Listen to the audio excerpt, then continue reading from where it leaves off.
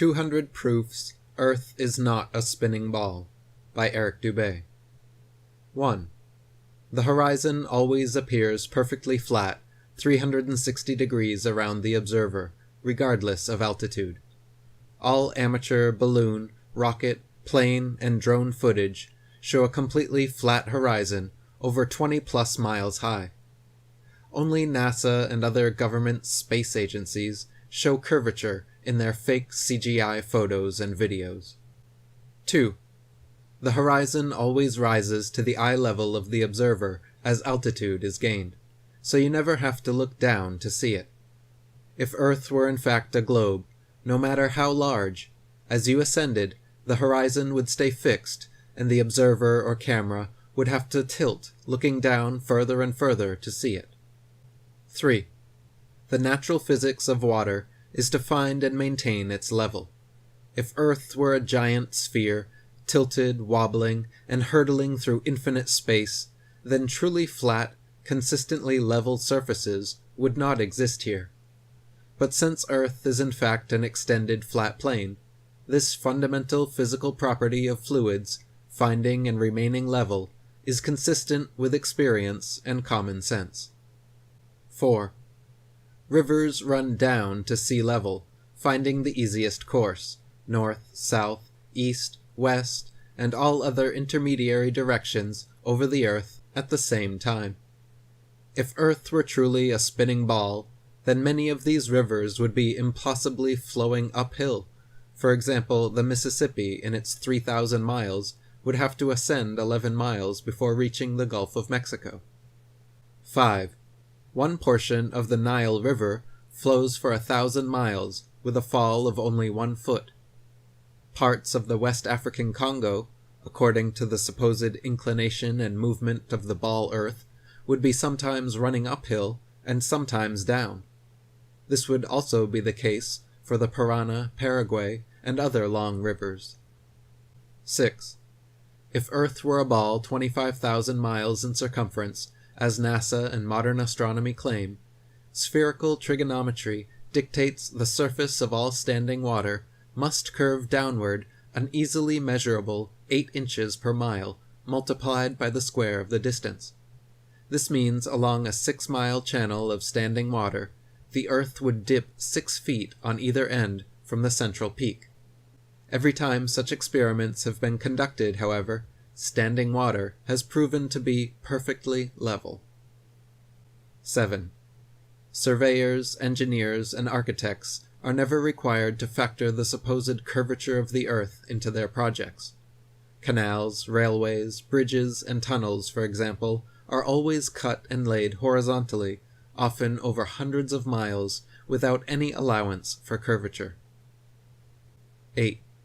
The Suez Canal, connecting the Mediterranean with the Red Sea, is 100 miles long, without any locks, making the water an uninterrupted continuation of the two seas.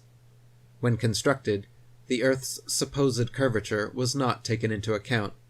It was dug along a horizontal datum line 26 feet below sea level, passing through several lakes from one sea to the other, with the datum line and the water's surface running perfectly parallel over the 100 miles. 9.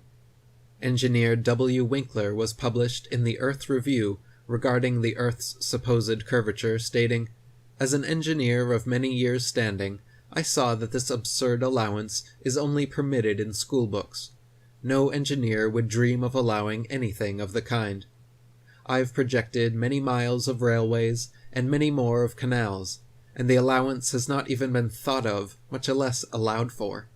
This allowance for curvature means this, that it is 8 inches for the first mile of a canal, and increasing at the ratio by the square of the distance in miles. Thus, a small navigable canal for boats, say 30 miles long, will have, by the above rule, an allowance for curvature of 600 feet. Think of that, and then please credit engineers as not being quite such fools. Nothing of the sort is allowed. We no more think of allowing 600 feet for a line of 30 miles of railway or canal than of wasting our time trying to square the circle. 10. The London and Northwestern Railway forms a straight line 180 miles long between London and Liverpool. The railroad's highest point, midway at Birmingham Station, is only 250 feet above sea level. If the world were actually a globe, however, curving 8 inches per mile squared, the 180-mile stretch of rail would form an arc, with the center point at Birmingham raising over a mile, a full 5,400 feet above London and Liverpool. 11. A surveyor and engineer of 30 years, published in the Birmingham Weekly Mercury, stated, "I am thoroughly acquainted with the theory and practice of civil engineering. However bigoted some of our professors may be in the theory of surveying according to the prescribed rules, yet it is well known among us that such theoretical measurements are incapable of any practical illustration. All our locomotives are designed to run on what may be regarded as true levels, or flats. There are, of course, partial inclines or gradients here and there, but they are always accurately defined and must be carefully traversed. But anything approaching to 8 inches in the mile, increasing as the square of the distance, could not be worked by any engine that was ever yet constructed. Taking one station with another, all over England and Scotland, it may be stated that all the platforms are on the same relative level.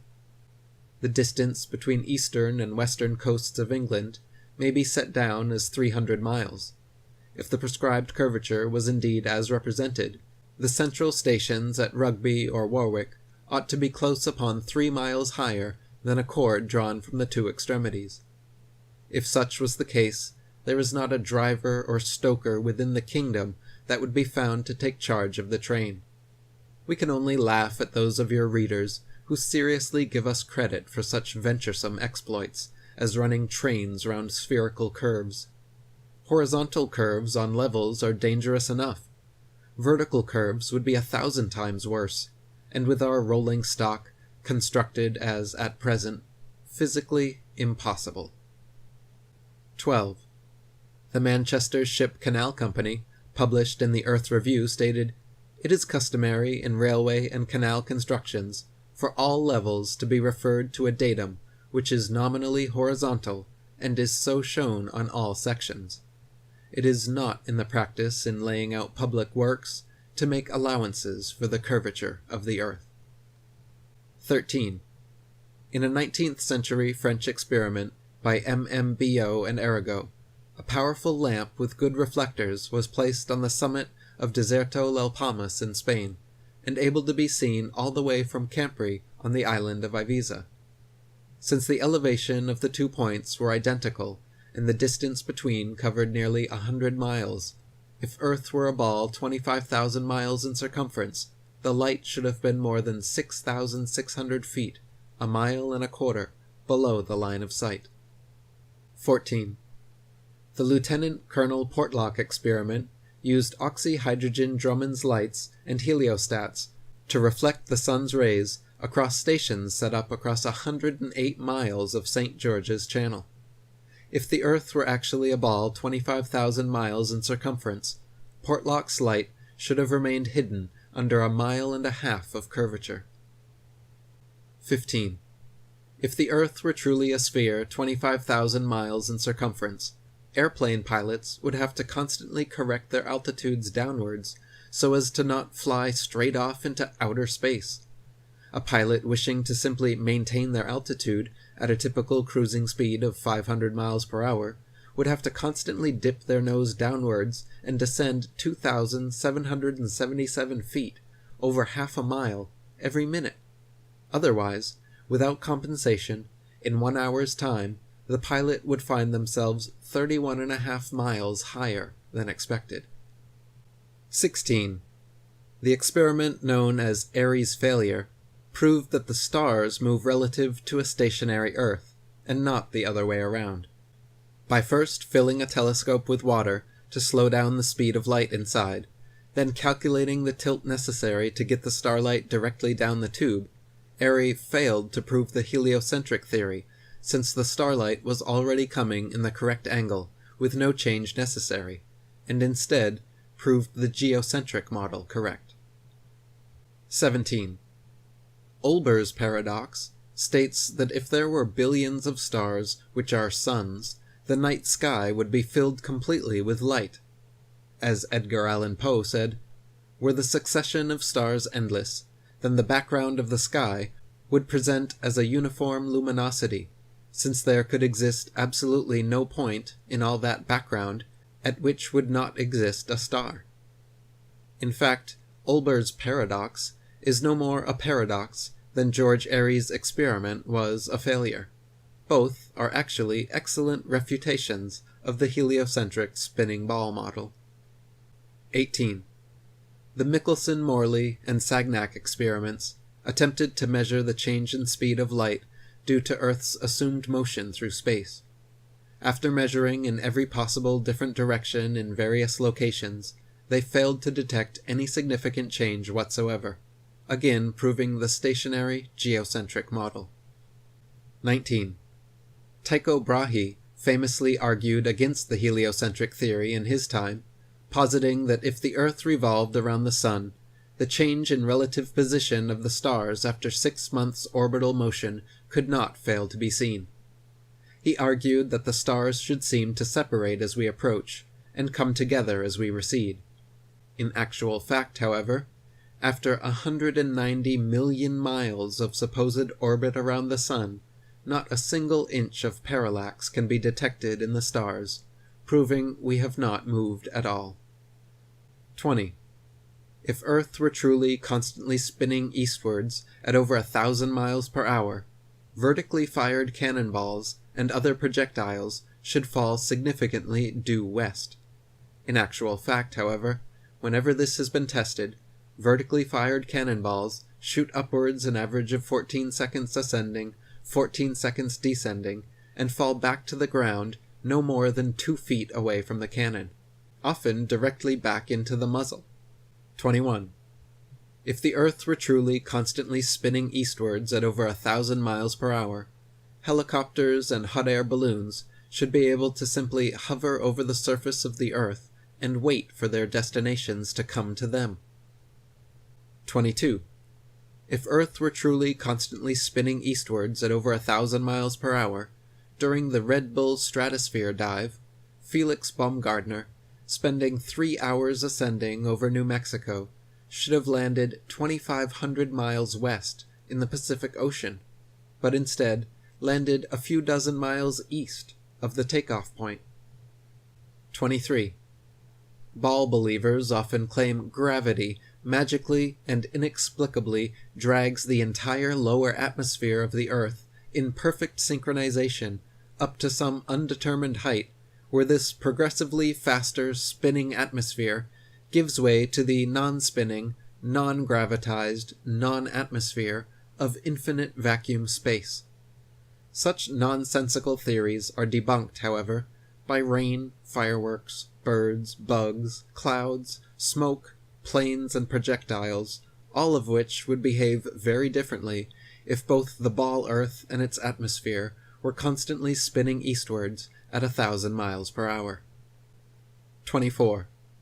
If Earth and its atmosphere were constantly spinning eastwards over 1,000 miles per hour, then north and south-facing cannons should establish a control, while east-firing cannonballs should fall significantly farther than all others, while west-firing cannonballs should fall significantly closer. In actual fact, however, regardless of which direction cannons are fired, the distance covered is always the same. 25. If Earth and its atmosphere were constantly spinning eastwards over 1,000 miles per hour, then the average commercial airliner traveling 500 miles per hour should never be able to reach its eastward destinations before they come speeding up from behind. Likewise, westward destinations should be arrived at thrice the speed, but this is not the case. 26. Quoting Heaven and Earth by Gabrielle Henriette, if flying had been invented at the time of Copernicus, there is no doubt that he would have soon realized that his contention regarding the rotation of the Earth was wrong, on account of the relation existing between the speed of an aircraft and that of the Earth's rotation. If the Earth rotates, as it is said, at 1,000 miles an hour, and a plane flies in the same direction at only 500 miles, it is obvious that its place of destination will be farther removed every minute. On the other hand, if flying took place in the direction opposite to that of the rotation, a distance of 1,500 miles would be covered in 1 hour, instead of 500, since the speed of the rotation is to be added to that of the plane. It could also be pointed out that such a flying speed of 1,000 miles an hour, which is supposed to be that of the Earth's rotation, has recently been achieved, so that an aircraft flying at this rate in the same direction as that of the rotation could not cover any ground at all. It would remain suspended in mid-air over the spot from which it took off, since both speeds are equal. 27. If Earth and its atmosphere were constantly spinning eastwards over 1,000 miles per hour, landing airplanes on such fast-moving runways, which face all manner of directions, north, south, east, west, and otherwise, would be practically impossible. Yet in reality, such fictional concerns are completely negligible. 28. If the Earth and its atmosphere were constantly spinning eastwards over 1,000 miles per hour, then clouds, wind, and weather patterns could not casually and unpredictably go every which way, with clouds often traveling in opposing directions at varying altitudes simultaneously. 29. If the Earth and its atmosphere were constantly spinning eastwards over 1,000 miles per hour, this should somewhere, somehow, be seen, heard, felt, or measured by someone, yet no one in history has ever experienced this alleged eastward motion. Meanwhile, however, we can hear, feel, and experimentally measure even the slightest westward breeze. 30. In his book South Sea Voyages, Arctic and Antarctic explorer Sir James Clark Ross described his experience on the night of November 27, 1839, and his conclusion that the Earth must be motionless.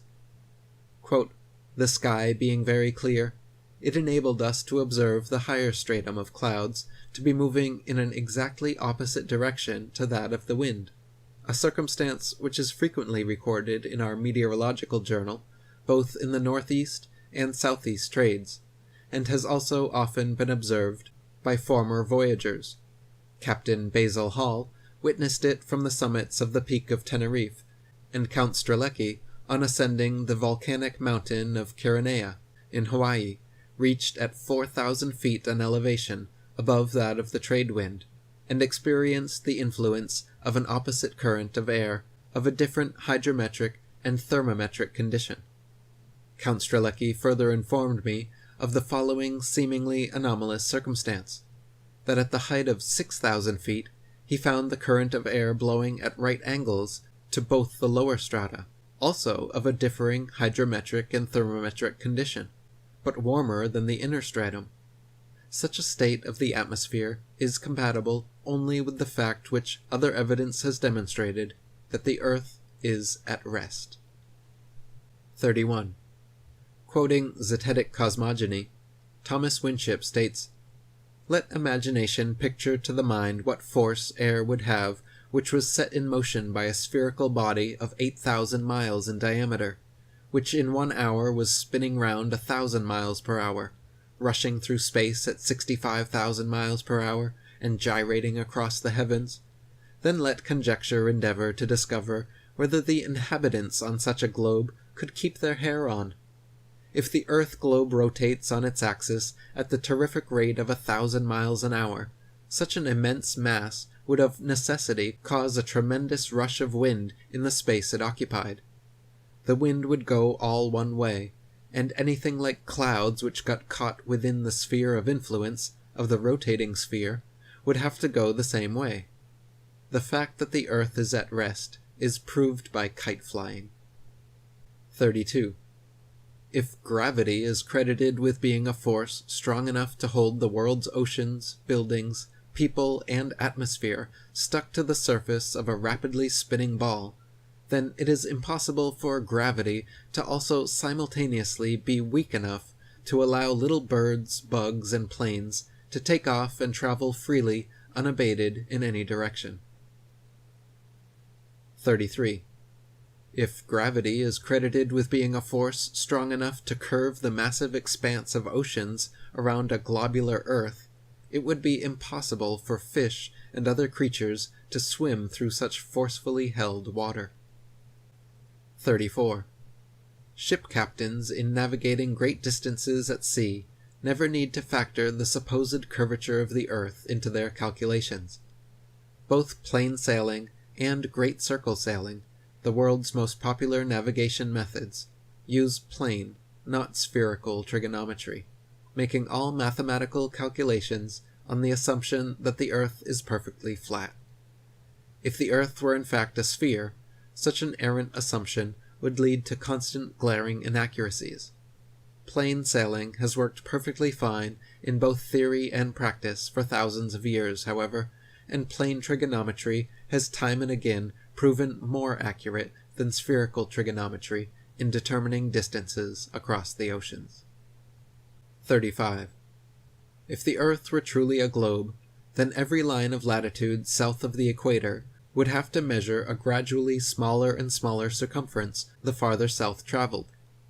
If, however, the Earth is an extended plane, then every line of latitude south of the equator should measure a gradually larger and larger circumference the farther south traveled. The fact that many captains navigating south of the equator, assuming the globular theory, have found themselves drastically out of reckoning, more so the farther south traveled, testifies to the fact that the Earth is not a ball.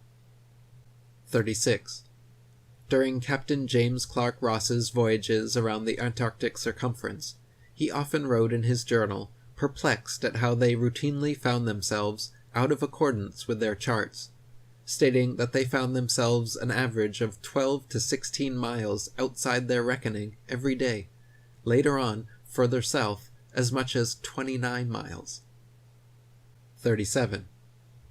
Lieutenant Charles Wilkes commanded a United States Navy exploration expedition to the Antarctic from 1838 to 1842, and in his journals also mentioned being consistently east of his reckoning, sometimes over 20 miles in less than 18 hours. 38.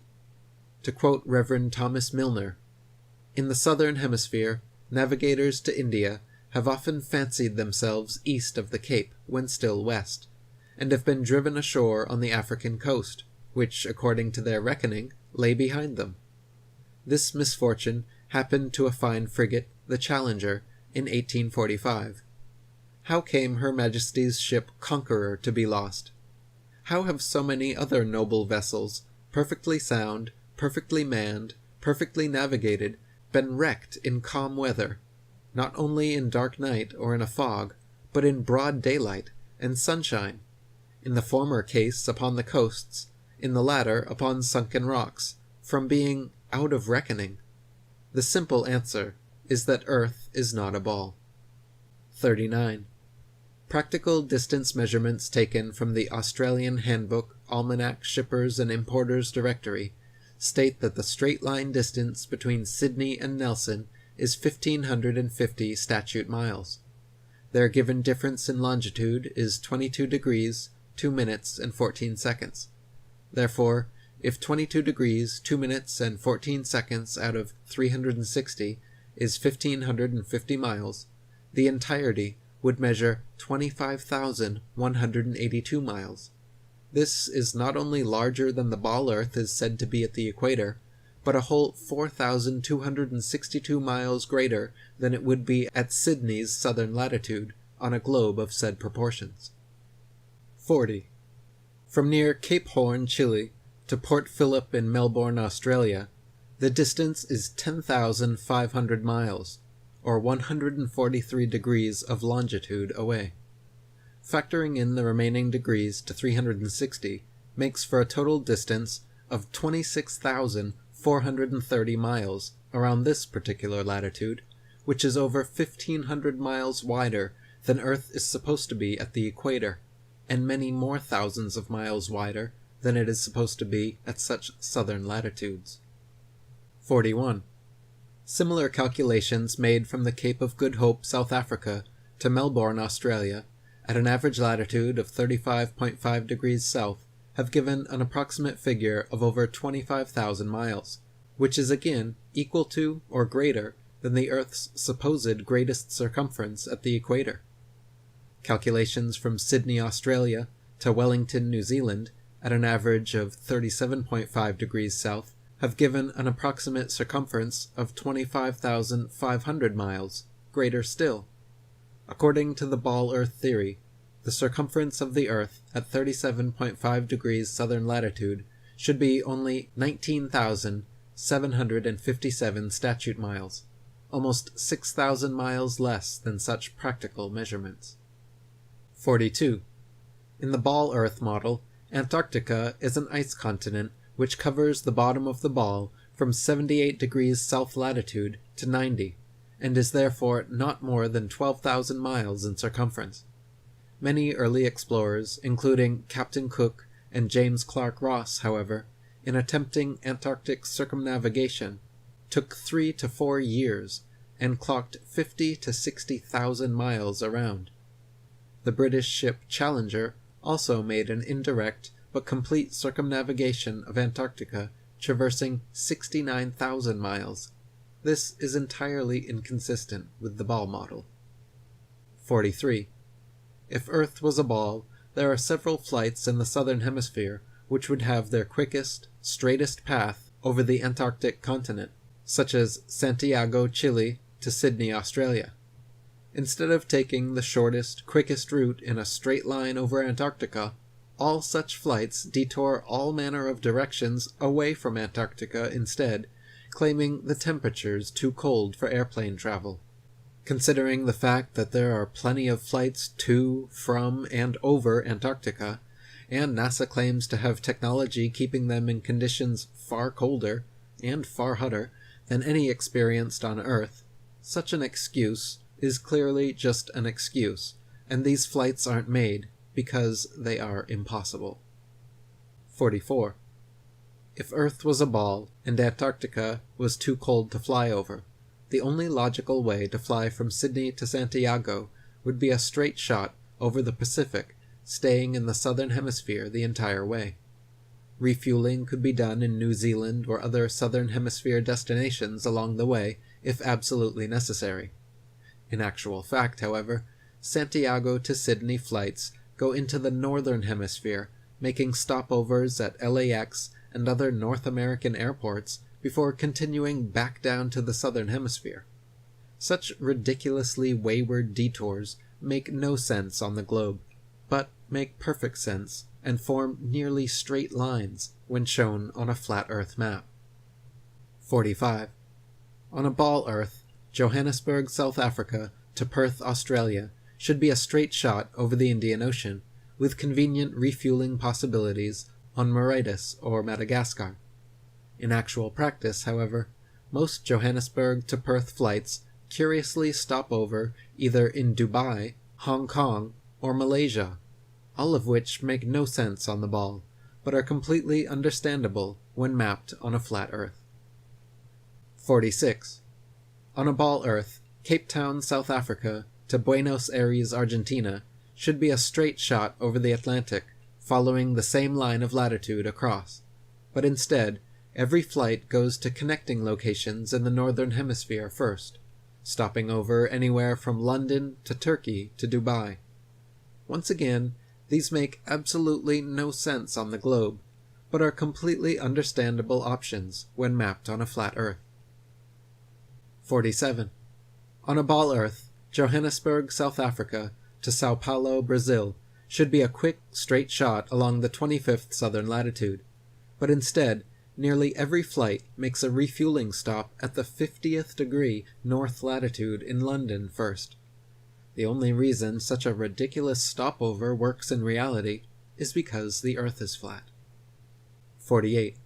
On a ball Earth, Santiago, Chile to Johannesburg, South Africa should be an easy flight, all taking place below the Tropic of Capricorn in the southern hemisphere. Yet every listed flight makes a curious refueling stop in Senegal near the Tropic of Cancer in the north hemisphere first. When mapped on a flat Earth, the reason why is clear to see. as Senegal is actually directly in a straight line path halfway between the two. 49. If Earth were a spinning ball heated by a sun 93 million miles away, it would be impossible to have simultaneously sweltering summers in Africa, while just a few thousand miles away, bone-chilling frozen Arctic and Antarctic winters, experiencing little to no heat from the sun whatsoever. If the heat from the sun traveled 93 million miles to the Sahara Desert, it is absurd to assert that another 4,000 miles, 0.00004% further, to Antarctica would completely negate such sweltering heat, resulting in such drastic differences. 50. If the Earth were truly a globe, the Arctic and Antarctic polar regions and areas of comparable latitude north and south of the equator should share similar conditions and characteristics, such as comparable temperatures, seasonal changes, length of daylight, plant and animal life. In reality, however, the Arctic and Antarctic regions and areas of comparable latitude north and south of the equator differ greatly in many ways, entirely inconsistent with the ball model, and entirely consistent with the flat model. 51. Antarctica is by far the coldest place on Earth, with an average annual temperature of approximately negative 57 degrees Fahrenheit, and a record low of negative 135.8. The average annual temperature at the North Pole, however, is a comparatively warm 4 degrees. Throughout the year, temperatures in the Antarctic vary less than half the amount at comparable Arctic latitudes. The northern Arctic region enjoys moderately warm summers and manageable winters, whereas the southern Antarctic region never even warms enough to melt the perpetual snow and ice.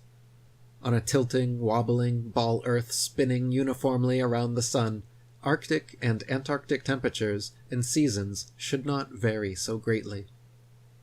52. Iceland, at 65 degrees north latitude, is home to 870 species of native plants and abundant various animal life. Compare this with the Isle of Georgia at just 54 degrees south latitude, where there are only 18 species of native plants, and animal life is almost non-existent. The same latitude as Canada or England in the north, where dense forests of various tall trees abound, the infamous Captain Cook wrote of Georgia that he was unable to find a single shrub large enough to make a toothpick. Cook wrote, "Not a tree was to be seen. The lands which lie to the south are doomed by nature to perpetual frigidness, never to feel the warmth of the sun's rays, whose horrible and savage aspect I have not words to describe. Even marine life is sparse in certain tracts of vast extent, and the seabird is seldom observed flying over such lonely wastes. The contrasts between the limits of organic life in the Arctic and Antarctic zones is very remarkable and significant." 53. At places of comparable latitude north and south, the sun behaves very differently than it would on a spinning ball Earth, but precisely how it should on a flat Earth. For example, the longest summer days north of the equator are much longer than those south of the equator, and the shortest winter days north of the equator are much shorter than the shortest south of the equator. This is inexplicable on a uniformly spinning, wobbling ball Earth, but fits exactly on the flat model, with the sun traveling circles over and around the Earth from tropic to tropic. 54. At places of comparable latitude north and south, dawn and dusk happen very differently than they would on a spinning ball, but precisely how they should on a flat Earth. In the north, dawn and dusk come slowly and last far longer than in the south, where they come and go very quickly. Certain places in the north, twilight can last for over an hour, while at comparable southern latitudes, within a few minutes, the sunlight completely disappears.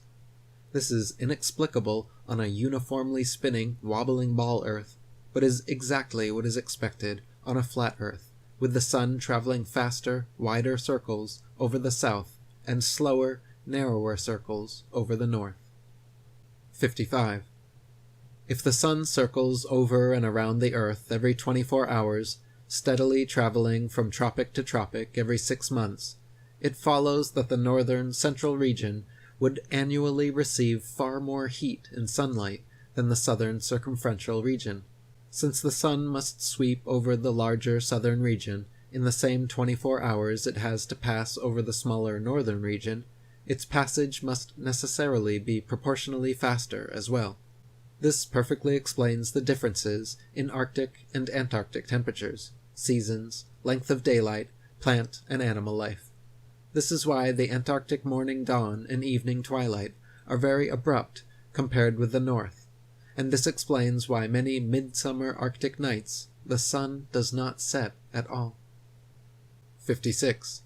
The midnight sun is an Arctic phenomenon occurring annually during the summer solstice, where for several days straight an observer significantly far enough north can watch the sun traveling circles overhead, rising and falling in the sky throughout the day, but never fully setting for upwards of 72+ hours. If the Earth were actually a spinning globe revolving around the sun, the only place such a phenomenon as the midnight sun could be observed would be at the poles. Any other vantage point, from 89 degrees latitude downwards, could never, regardless of any tilt or inclination, see the sun for 24 hours straight.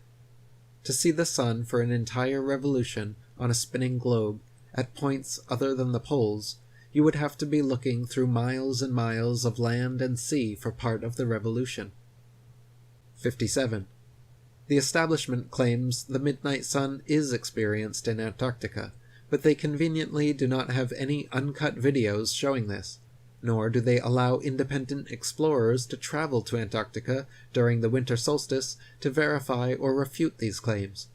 Conversely, there are dozens of uncut videos publicly available showing the Arctic midnight sun, and it has been verified beyond any shadow of doubt. 58. The Royal Belgian Geographical Society, in their Expedition Antarctique Belge, recorded that during the most severe part of the Antarctic winter, from 71 degrees south latitude onwards, the sun sets on May 17th and is not seen above the horizon again until July 21st. This is completely at odds with the ball Earth theory, but easily explained by the flat Earth model. The midnight sun is seen from high altitudes in extreme northern latitudes during Arctic summer because the sun, at its innermost cycle, is circling tightly enough around the polar center that it remains visible above the horizon for someone at such a vantage point. Likewise, in extreme southern latitudes during Arctic summer, the sun completely disappears from view for over 2 months, because there at the northern tropic, at the innermost arc of its boomerang journey, the sun is circling the northern center too tightly to be seen from the southern circumference. 59. Quoting Gabrielle Henriette, the theory of the rotation of the Earth may once and for all be definitely disposed of as impracticable by pointing out the following inadvertence. It is said that the rotation takes 24 hours and that its speed is uniform, in which case, necessarily, days and nights should have an identical duration of 12 hours each all the year round. The sun should invariably rise in the morning and set in the evening at the same hours, with the result that it would be the equinox every day from the 1st of January to the 31st of December.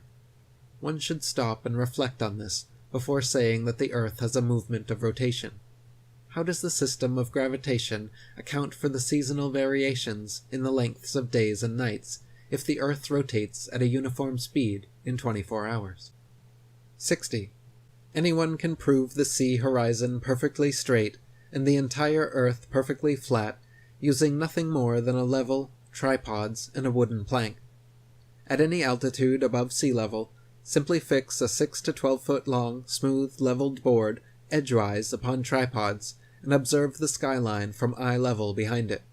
The distant horizon will always align perfectly parallel with the upper edge of the board.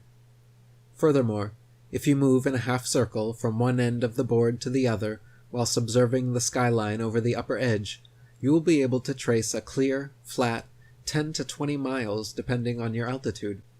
This would be impossible if the Earth were a globe 25,000 miles in circumference.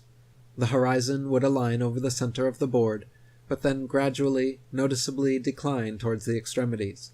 Just 10 miles on each side would necessitate an easily visible curvature of 66.6 feet from each end to the center. 61. If the Earth were actually a big ball 25,000 miles in circumference, the horizon would be noticeably curved even at sea level, and everything on or approaching the horizon would appear to tilt backwards slightly from your perspective. Distant buildings along the horizon would all look like leaning towers of Pisa falling away from the observer. A hot air balloon taking off, then drifting steadily away from you, on a ball Earth, would slowly and constantly appear to lean back more and more the farther away it flew, the bottom of the basket coming gradually into view as the top of the balloon disappears from sight.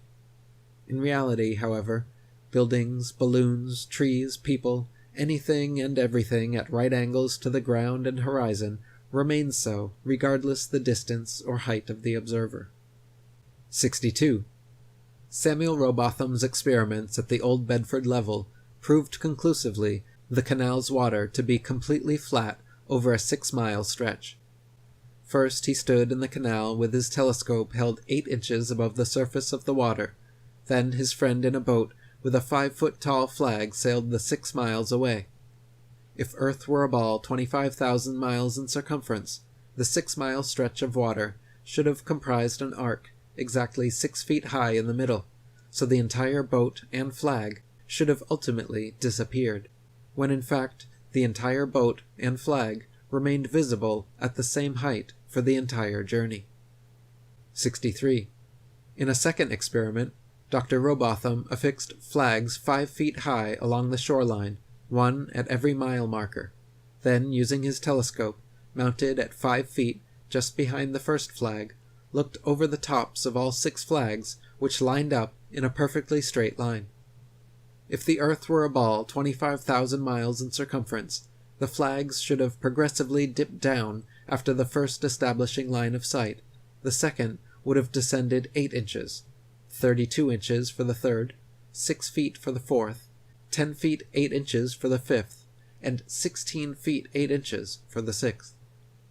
64. Quoting Earth Not a Globe by Samuel Rowbotham, "It is known that the horizon at sea, whatever distance it may extend to the right and left of the observer on land, always appears as a straight line. The following experiment has been tried in various parts of the country. At Brighton, on a rising ground near the racecourse, 2 poles were fixed in the earth 6 yards apart, and directly opposite the sea. Between these poles, a line was tightly stretched parallel to the horizon. From the center of the line the view embraced not less than 20 miles on each side, making a distance of 40 miles. A vessel was observed sailing directly westwards. The line cut the rigging a little above the bulwarks, which it did for several hours, or until the vessel had sailed the whole distance of 40 miles. The ship coming into view from the east would have to ascend an inclined plane for 20 miles until it arrived at the center of the arc, whence it would have to descend for the same distance. The square of 20 miles, multiplied by 8 inches, gives 266 feet as the amount the vessel would be below the line at the beginning and at the end of the 40 miles.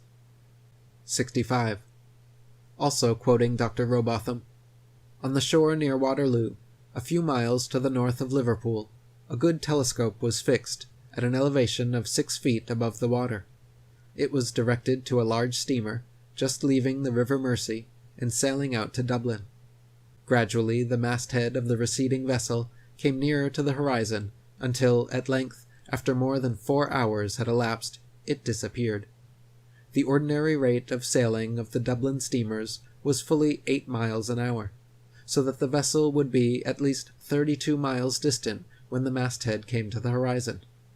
The 6 feet of elevation of the telescope would require 3 miles to be deducted for convexity, which would leave 29 miles, the square of which, multiplied by 8 inches, gives 560 feet. Deducting 80 feet for the height of the main mast, and we find that, according to the doctrine of rotundity, the masthead of the outward-bound steamer should have been 480 feet below the horizon. Many other experiments of this kind have been made upon sea-going steamers, and always with results entirely incompatible with the theory that the Earth is a globe. 66. Dr. Robotham conducted several other experiments using telescopes, spirit levels, sextants, and theodolites, special precision instruments used for measuring angles in horizontal or vertical planes. By positioning them at equal heights, aimed at each other successively, he proved over and over the Earth to be perfectly flat for miles without a single inch of curvature. His findings caused quite a stir in the scientific community, and thanks to 30 years of his efforts, the shape of the Earth became a hot topic of debate around the turn of the 19th century. 67. The distance across the Irish Sea from the Isle of Man's Douglas Harbour to Great Orme's Head in North Wales is 60 miles. If the Earth was a globe, then the surface of the water between them would form a 60-mile arc, the center towering 1,944 feet higher than the coastlines at either end. It is well known and easily verifiable, however, that on a clear day, from a modest altitude of 100 feet, the Great Orme's Head is visible from Douglas Harbor. This would be completely impossible on a globe of 25,000 miles. Assuming the 100-foot altitude causes the horizon to appear approximately 13 miles off, the 47 miles remaining means the Welsh coastline should still fall an impossible 1,472 feet below the line of sight. 68. The Philadelphia skyline is clearly visible from Apple Pie Hill in the New Jersey Pine Barrens 40 miles away. If Earth were a ball 25,000 miles in circumference, factoring in the 205-foot elevation of Apple Pie Hill, the Philly skyline should remain well hidden beyond 335 feet of curvature. 69.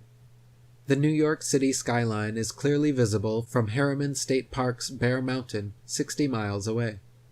If Earth were a ball 25,000 miles in circumference, viewing from Bear Mountain's 1,283-foot summit, the Pythagorean theorem determining distance to the horizon being 1.23 times the square root of the height in feet, the New York City skyline should be invisible behind 170 feet of curved Earth. 70. From Washington's Rock in New Jersey, at just a 400-foot elevation, it is possible on a clear day to see the skylines of both New York and Philadelphia in opposite directions at the same time, covering a total distance of 120 miles. If Earth were a ball 25,000 miles in circumference, both of these skylines should be hidden behind over 800 feet of Earth's curvature. 71. It is often possible to see the Chicago skyline from sea level 60 miles away across Lake Michigan. In 2015, after photographer Joshua Nowicki photographed this phenomenon, several news channels quickly claimed his picture to be a superior mirage, an atmospheric anomaly caused by temperature inversion. While these certainly do occur, the skyline in question was facing right side up and clearly seen, unlike a hazy, illusory mirage, and on a ball Earth 25,000 miles in circumference should be 2,400 feet below the horizon. 72. October 16, 1854, the Times newspaper reported the Queen's visit to Great Grimsby from Hull, recording they were able to see the 300-foot-tall dock tower from 70 miles away. On a ball Earth 25,000 miles in circumference, factoring their 10-foot elevation above the water, and the tower's 300-foot height, at 70 miles away, the dock tower should have remained an entire 2,600 feet below the horizon. 73. In 1872, Captain Gibson and crewmates sailing the ship Thomas Wood from China to London reported seeing the entirety of St. Helena Island on a clear day from 75 miles away. Factoring in their height during measurement, on a ball Earth 25,000 miles in circumference, it was found the island should have been 3,650 feet below their line of sight. 74.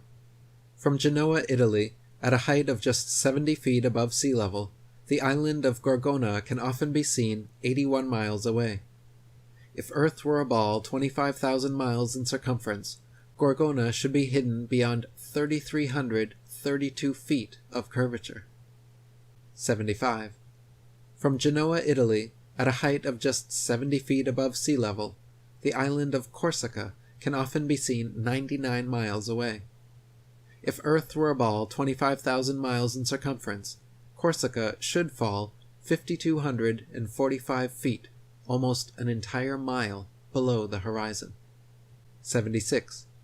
From Genoa, Italy, 70 feet above sea level, the island of Caprea, 102 miles away, can often be seen as well. If Earth were a ball 25,000 miles in circumference, Caprea should always remain hidden behind 5,605 feet, over a mile of supposed curvature. 77. Also from Genoa, on bright clear days, the island of Elba can be seen an incredible 125 miles away. If Earth were a ball 25,000 miles in circumference, Elba should be forever invisible behind 8,770 feet of curvature. 78. From Anchorage, Alaska, at an elevation of 102 feet, on clear days, Mount Foraker can be seen with the naked eye 120 miles away. If Earth were a ball 25,000 miles in circumference, Mount Foraker's 17,400-foot summit should be leaning back away from the observer, covered by 7,719 feet of curved earth. In reality, however, the entire mountain can quite easily be seen standing straight from base to summit. 79. From Anchorage, Alaska, at an elevation of 102 feet, on clear days, Mount McKinley can be seen with the naked eye from 130 miles away. If Earth were a ball 25,000 miles in circumference, Mount McKinley's 20,320-foot summit should be leaning back away from the observer and almost half covered by 9,220 feet of curved earth. In reality, however, the entire mountain can be quite easily seen standing straight from base to summit. 80. In Chambers' Journal, February 1895, a sailor near Mauritius, in the Indian Ocean, reported having seen a vessel which turned out to be an incredible 200 miles away. The incident caused much heated debate in nautical circles at the time, gaining further confirmation in Aden, Yemen, where another witness reported seeing a missing Bombay steamer from 200 miles away. He correctly stated the precise appearance, location, and direction of the steamer, all later corroborated and confirmed correct by those on board. Such sightings are absolutely inexplicable if the Earth were actually a ball 25,000 miles around, as ships 200 miles distant would have to fall approximately 5 miles below the line of sight. 81. The distance from which various lighthouse lights around the world are visible at sea far exceeds what could be found on a ball Earth 25,000 miles in circumference. For example, the Dunkirk light in southern France, at an altitude of 194 feet, is visible from a boat 10 feet above sea level, 28 miles away. Spherical trigonometry dictates that if the Earth was a globe with the given curvature of 8 inches per mile squared, this light should be hidden 190 feet below the horizon. 82. The Port Nicholson light in New Zealand is 420 feet above sea level and visible from 35 miles away, where it should be 220 feet below the horizon. 83. The Arago light in Norway is 154 feet above high water and visible from 28 statute miles, where it should be 230 feet below the horizon. 84. The light at Madras on the Esplanade is 132 feet high and visible from 28 miles away, where it should be 250 feet below the line of sight. 85. The Cordonan light on the west coast of France is 207 feet high and visible from 31 miles away, where it should be 280 feet below the line of sight. 86.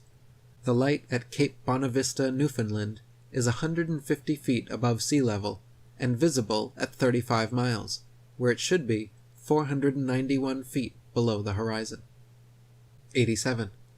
The lighthouse steeple of St. Botolph's Parish Church in Boston is 290 feet tall, and visible from over 40 miles away, where it should be hidden a full 800 feet below the horizon. 88.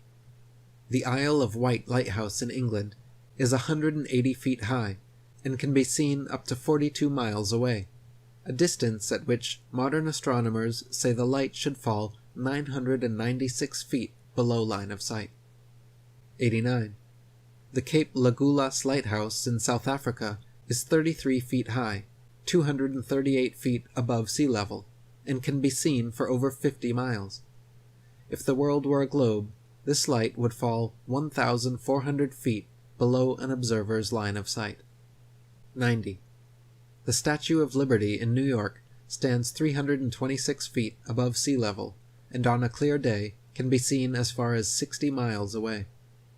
If the Earth were a globe, that would put Lady Liberty at an impossible 2,074 feet below the horizon. 91. The lighthouse at Port Said, Egypt, at an elevation of only 60 feet, has been seen an astonishing 58 miles away, where, according to modern astronomy, it should be 2,182 feet below the line of sight. 92. The Notre Dame Antwerp spire stands 403 feet high from the foot of the tower, with Strasbourg measuring 468 feet above sea level. With the aid of a telescope, ships can be distinguished on the horizon, and captains declare they can see the cathedral spire from an amazing 150 miles away. If the Earth were a globe, however, at that distance, the spire should be an entire mile, 5,280 feet below the horizon. 93. The St. George's Channel, between Holyhead and Kingstown Harbour near Dublin, is 60 miles across. When halfway across, a ferry passenger will notice behind them the light on Holyhead Pier, as well as in front of them the Poolbeg light in Dublin Bay. The Holyhead Pier light is 44 feet high, while the Poolbeg lighthouse 68 feet. Therefore, a vessel in the middle of the channel, 30 miles from either side, standing on a deck 24 feet above the water, can clearly see both lights. On a ball earth 25,000 miles in circumference, however, both lights should be hidden well below both horizons by over 300 feet. 94. From the highland near Portsmouth Harbour in Hampshire, England, looking across Spithead to the Isle of Wight, the entire base of the island, where water and land come together, composes a perfectly straight line 22 statute miles long. According to the ball earth theory, the Isle of Wight should decline 80 feet from the center on each side to account for the necessary curvature. The crosshairs of a good theodolite directed there, however, have repeatedly shown the land and water line to be perfectly level. 95. On a clear day from the highland near Douglas Harbour on the Isle of Man, the whole length of the coast of North Wales is often plainly visible to the naked eye. From the Point of Ayr, at the mouth of the River Dee, to Holyhead, comprises a 50-mile stretch, which has also been repeatedly found to be perfectly horizontal. If the Earth actually had curvature of 8 inches per mile squared, as NASA and modern astronomy claim, the 50-mile length of Welsh coast seen along the horizon in Liverpool Bay would have to decline from the center point an easily detectable 416 feet on each side. 96. From 100 Proofs the Earth is Not a Globe by William Carpenter, if we take a journey down the Chesapeake Bay by night, we shall see the light exhibited at Sharp's Island for an hour before the steamer gets to it. We may take up a position on the deck so that the rail of the vessel's side will be in a line with the light, and in the line of sight, and we shall find that in the whole journey the light won't vary in the slightest degree in its apparent elevation. But say that a distance of 13 miles has been traversed, the astronomer's theory of curvature demands a difference, one way or the other, in the apparent elevation of the light, of 112 feet 8 inches. Since, however, there is not a difference of 100 hairs' breadths, we have a plain proof that the water of the Chesapeake Bay is not curved, which is a proof that the Earth is not a globe. 97. NASA and modern astronomy say the Earth is a giant ball tilted back, wobbling and spinning 1,000 miles per hour around its central axis, traveling 67,000 mile per hour circles around the Sun, spiraling 500,000 miles per hour around the Milky Way, while the entire galaxy rockets a ridiculous 670 million miles per hour through the universe, with all these motions originating from an alleged Big Bang cosmogenic explosion 14 billion years ago. That's a grand total of 670,568,000 miles per hour in several different directions we're all supposedly speeding along at simultaneously, yet no one has ever seen, felt, heard, measured, or proven a single one of these motions to exist whatsoever. 98. NASA and modern astronomy say Polaris, the North Pole star, is somewhere between 323 and 434 light years, or about 2 quadrillion miles away from us. Firstly, note that is between 1 quadrillion 938 trillion and 2 quadrillion 604 trillion miles, making a difference of over 600 trillion miles.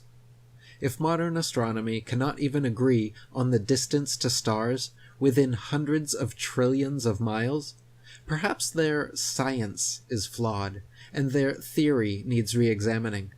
However, even granting them their obscurely distant stars, it is impossible for heliocentrists to explain how Polaris manages to always remain perfectly aligned straight above the North Pole throughout Earth's various alleged tilting, wobbling, rotating, and revolving motions.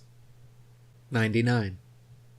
Viewed from a ball Earth, Polaris, situated directly over the North Pole, should not be visible anywhere in the southern hemisphere.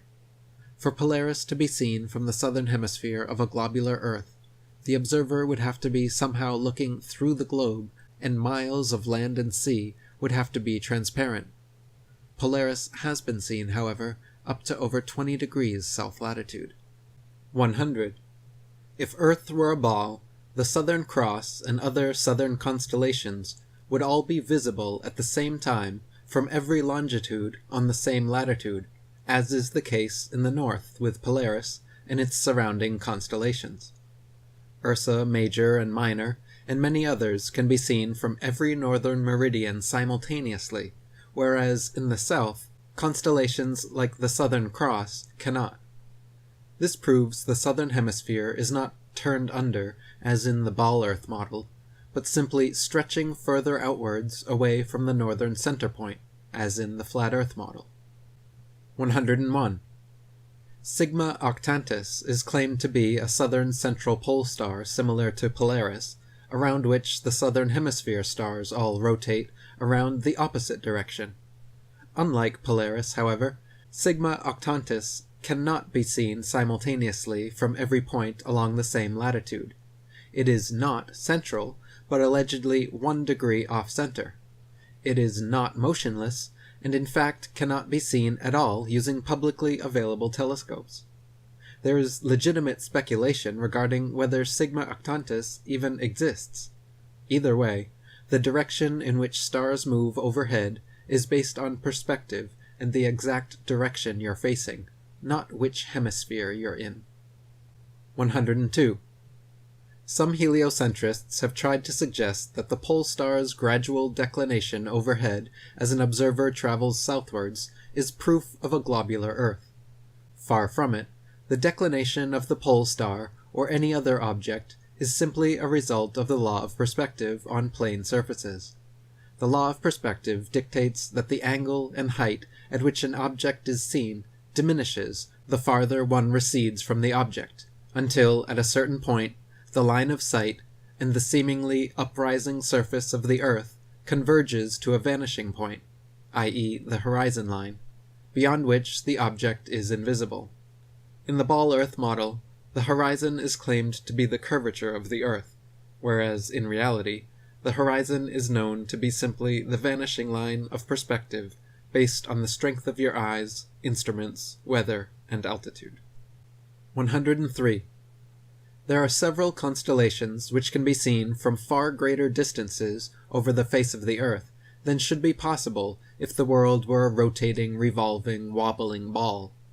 For instance, Ursa Major, very close to Polaris, can be seen from 90 degrees north latitude, the North Pole, all the way down to 30 degrees south latitude. For this to be possible on a ball Earth, the southern observers would have to be seeing through hundreds or thousands of miles of bulging Earth to the northern sky. 104. The constellation Vulpecula can be seen from 90 degrees north latitude all the way to 55 degrees south latitude. Taurus, Pisces, and Leo can be seen from 90 degrees north all the way to 65 degrees south. An observer on a ball Earth, regardless of any tilt or inclination, should not logically be able to see this far. 105. Aquarius and Libra can be seen from 65 degrees north to 90 degrees south. The constellation Virgo is visible from 80 degrees north down to 80 degrees south, and Orion can be seen from 85 degrees north all the way to 75 degrees south latitude. These are all only possible because the hemispheres are not spheres at all, but concentric circles of latitude extending outward from the central North Pole, with the stars rotating over and around. 106. The so-called South Pole is simply an arbitrary point along the Antarctic ice marked with a red and white barbershop pole topped with a metal ball Earth. This ceremonial South Pole is admittedly and provably not the actual South Pole, however, because the actual South Pole could be demonstrably confirmed with the aid of a compass showing north to be 360 degrees around the observer.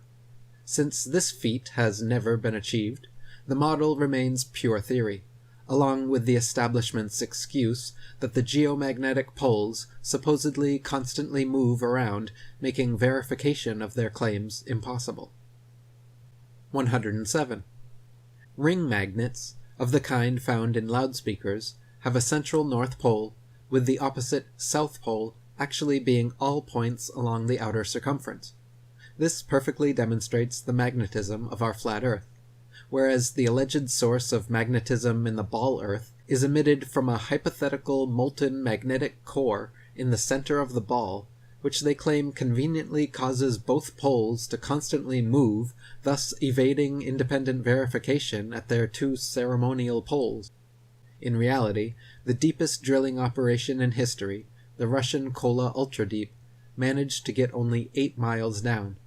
So the entire ball Earth model, taught in schools showing a crust, outer mantle, outer core, and inner core layers, are all purely speculation, as we have never penetrated through beyond the crust. 108. The mariner's compass is an impossible and nonsensical instrument for use on a ball Earth. It simultaneously points north and south over a flat surface, yet claims to be pinpointing two constantly moving geomagnetic poles at opposite ends of a spinning sphere, originating from a hypothetical molten metal core. If compass needles were actually drawn to the North Pole of a globe, the opposing south needle would actually be pointing up and off into outer space. 109. There are no fixed east or west points, just as there is no fixed south. The North Central Pole is the only proven fixed point on our flat Earth, with south being all straight lines outwards from the pole, east and west being concentric circles at constant right angles 90 degrees from the pole. A westerly circumnavigation of Earth is thus going around with Polaris continually on your right, while an easterly circumnavigation is going around with Polaris always at your left. 110. Magellan and others' east-west circumnavigations of Earth are often quoted as proof of the ball model. In actual fact, however, sailing or flying at right angles to the North Pole and eventually returning to one's original location is no more difficult or mysterious than doing so on a globe. Just as an architect's compass can place its center point on a flat piece of paper and trace a circle either way around the pole, so can a ship or plane circumnavigate a flat Earth. 111. Since the North Pole and Antarctica are covered in ice and guarded no-fly zones, no ships or planes have ever been known to circumnavigate the Earth in north-south directions. The only kind of circumnavigation which could not happen on a flat Earth is north-south bound, which is likely the very reason for the heavily enforced flight restrictions. The fact that there has yet to be a single verified north-south circumnavigation of Earth serves as standing proof the world is not a ball. 112. The sun brings noon to every time zone as it passes directly overhead every 15-degree demarcation point, 24 times per day, in its circular path over and around the Earth. If time zones were instead caused by the uniform spinning of the ball Earth around the sun, every 6 months, as Earth found itself on the opposite side of the sun, clocks all over Earth would have to flip 12 hours. Day would be night, and night would be day. 113. The idea that people are standing, ships are sailing, and planes are flying upside down on certain parts of Earth, while others tilted at 90 degrees and all other impossible angles, is complete absurdity. The idea that a man digging a hole straight down could eventually reach sky on the other side is ludicrous. Common sense tells every free-thinking person correctly that there truly is an up and down in nature, unlike the everything is relative rhetoric of the Newtonian and Einsteinian paradigms. 114. Quoting On the False Wisdom of the Philosophers by Lactantius, a sphere where people on the other side live with their feet above their heads, where rain, snow, and hail fall upwards, where trees and crops grow upside down, and the sky is lower than the ground? The ancient wonder of the hanging gardens of Babylon dwindle into nothing in comparison to the fields, seas, towns, and mountains that pagan philosophers believe to be hanging from the earth without support. 115. The existing laws of density and buoyancy perfectly explained the physics of falling objects long before knighted Freemason Sir Isaac Newton bestowed his theory of gravity upon the world. It is a fact that objects placed in denser mediums rise up, when objects placed in less dense mediums sink down. To fit with the heliocentric model, which has no up or down, Newton instead claimed objects are attracted to large masses and fall towards the center. Not a single experiment in history, however, has shown an object massive enough to, by virtue of its mass alone, cause other smaller masses to be attracted to it, as Newton claims gravity does with Earth, the Sun, Moon, stars, and planets. 116. There has also never been a single experiment in history showing an object massive enough to, by virtue of its mass alone, cause another smaller mass to orbit around it. The magic theory of gravity allows for oceans, buildings, and people to remain forever stuck to the underside of a spinning ball, while simultaneously causing objects like the moon and satellites to remain locked in perpetual circular orbits around the Earth. If these were both true, then people should be able to jump up and start orbiting circles around the Earth, or the moon should have long ago been sucked into the Earth. Neither of these theories have ever been experimentally verified, and their alleged results are mutually exclusive. 117. Newton also theorized, and it is now commonly taught, that the Earth's ocean tides are caused by gravitational lunar attraction. If the moon is only 2,160 miles in diameter, and the Earth 8,000 miles, however, using their own math and law, it follows that the Earth is 87 times more massive, and therefore the larger object should attract the smaller to it, and not the other way around. If the Earth's greater gravity is what keeps the moon in orbit, it's impossible for the moon's lesser gravity to supersede the Earth's gravity, especially at Earth's sea level, where its gravitational attraction would even further out-trump the moon's. And if the moon's gravity truly did supersede the Earth's, causing the tides to be drawn towards it, there should be nothing to stop them from continuing onwards and upwards towards their great attractor. 118. Furthermore, the velocity and path of the moon are uniform, and should therefore exert a uniform influence on the Earth's tides. when in actuality the Earth's tides vary greatly and do not follow the moon. Earth's lakes, ponds, marshes, and other inland bodies of water also inexplicably remain forever outside the moon's gravitational grasp. If gravity was truly drawing Earth's oceans up to it, all lakes, ponds, and other bodies of standing water should certainly have tides as well. 119.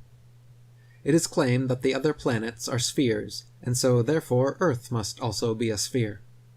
Firstly, Earth is a plane, not a planet, so the shape of these planets in the sky have no bearing on the shape of the Earth beneath our feet. Secondly, these planets have been known for thousands of years around the world as wandering stars, since they differ from the other fixed stars in their relative motions only. When looked at with an unprejudiced naked eye or through a telescope, the fixed and wandering stars appear as luminous disks of light, not spherical terra firma. The pictures and videos shown by NASA of spherical terra firma planets are all clearly fake computer-generated images and not photographs. 120. The etymology of the word planet actually comes from late Old English planet, from Old French planète, from Latin planeta, from Greek planets, from asteres planetae, wandering stars, from planastai, to wander, of origin unknown, possibly from pi, pele, flat, to spread, or notion of spread out, and plane, noun, flat surface, circa 1600, from Latin planum, flat surface, plane, level, plane, planus, flat, level, even, plane, clear. They just added a T to our Earth plane, and everyone bought it. 121. When you observe the sun and moon, you see two equally sized, equidistant circles tracing similar paths at similar speeds around a flat, stationary Earth. The experts at NASA, however, claim your common-sense, everyday experience is false on all counts. To begin with, they say the Earth is not flat, but a big ball. Not stationary, but spinning around 19 miles per second. They say the sun does not revolve around the Earth as it appears, but Earth revolves around the sun. The moon, on the other hand, does revolve around the Earth, though not east to west as it appears, rather west to east, and the sun is actually 400 times larger than the moon and 400 times farther away. You can clearly see they are the same size and distance. You can clearly see the Earth is flat. You can feel the Earth is stationary. But according to the gospel of modern astronomy, you are wrong and a simpleton worthy of endless ridicule if you dare to trust your own eyes and experience. 122. Quoting Alan Daves, "If the governor or NASA had said to you that the Earth is stationary, imagine that. And then imagine we are trying to convince people that no, it's not stationary. It's moving forward at 32 times rifle bullet speed and spinning at 1,000 miles per hour. We would be laughed at. We would have so many people telling us, you're crazy, the Earth is not moving. We would be ridiculed for having no scientific backing for this convoluted moving Earth theory. And not only that, but then people would say, oh, then how do you explain a fixed calm atmosphere and the sun's observable movement? How do you explain that? Imagine saying to people, no, the atmosphere is moving also, but is somehow magically velcroed to the moving Earth. The reason is not simply because the Earth is stationary. So what we're actually doing is what makes sense. We are saying that the moving Earth theory is nonsense. The stationary Earth theory makes sense, and we are being ridiculed. You've got to picture it being the other way around to realize just how ridiculous this situation is. This theory from the government and NASA that the Earth is rotating and orbiting and leaning over and wobbling is absolute nonsense, and yet people are clinging to it tightly like a teddy bear. They just can't bring themselves to face the possibility that the Earth is stationary, though all the evidence shows it. We feel no movement. The atmosphere hasn't been blown away. We see the sun move from east to west. Everything can be explained by a motionless Earth without bringing in all these assumptions to cover up previous assumptions gone bad. 123. Heliocentrists' astronomical figures always sound perfectly precise, but they have historically been notorious for regularly and drastically changing them to suit their various models. For instance, in his time, Copernicus calculated the sun's distance from Earth to be 3,391,200 miles. The next century, Johannes Kepler decided it was actually 12,376,800 miles away. Isaac Newton once said, "It matters not whether we reckon it 28 or 54 million miles distant, for either would do just as well." How scientific! Benjamin Martin calculated between 81 and 82 million miles. Thomas Dilworth claimed 93,726,900 miles. John Hind stated positively 95,298,260 miles. Benjamin Gould said more than 96 million miles, and Christian Meyer thought it was more than 104 million. Flat earthers throughout the ages, conversely, have used sextants and plane trigonometry to make such calculations, and found the sun and moon both to be only about 32 miles in diameter and less than a few thousand miles from Earth. 124. Amateur balloon footage taken above the clouds has provided stunning visual proof that the sun cannot be millions of miles away. In several shots, you can see a clear hot spot reflecting on the clouds directly below the sun's spotlight-like influence. If the sun were actually millions of miles away, such a small, localized hot spot could not occur. 125. Another proof the sun is not millions of miles away is found by tracing the angle of sun rays back to their source above the clouds. There are thousands of pictures showing how sunlight comes down through cloud cover at a variance of converging angles. The area of convergence is, of course, the sun, and is clearly not millions of miles away, but rather relatively close to Earth, just above the clouds. 126. The sun's annual journey from tropic to tropic, solstice to solstice, is what determines the length and character of days, nights, and seasons. This is why equatorial regions experience almost year-round summer and heat, while higher latitudes north, and especially south, experience more distinct seasons with harsh winters. The heliocentric model claims seasons change based on the ball Earth's alleged axial tilt and elliptical orbit around the sun, yet their flawed current model places us closest to the sun, 91,400,000 miles, in January, when it's actually winter, and furthest from the sun, 94,500,000 miles, in July, when it's actually summer throughout most of the Earth. 127. The fact that the sun and moon's reflections on water always form a straight-line path from the horizon to the observer proves the Earth is not a ball. If Earth's surface was curved, it would be impossible for the reflected light to curve over the ball from horizon to observer. 128.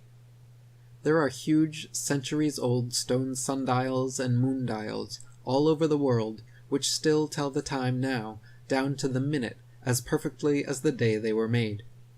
If the earth, sun, and moon were truly subject to the number of contradictory, revolving, rotating, wobbling, and spiraling motions claimed by modern astronomy, it would be impossible for these monuments to so accurately tell time without constant adjustment.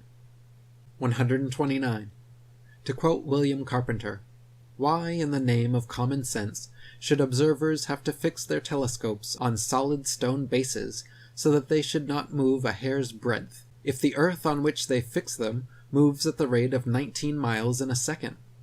Indeed, to believe that 6,000 million tons is rolling, surging, flying, darting on through space forever, with a velocity compared with which a shot from a cannon is a very slow coach, with such unerring accuracy that a telescope fixed on granite pillars in an observatory will not enable a lynx-eyed astronomer to detect a variation in its onward motion of the thousandth part of a hair's breadth, is to conceive of a miracle compared with which all miracles on record put together would sink into utter insignificance.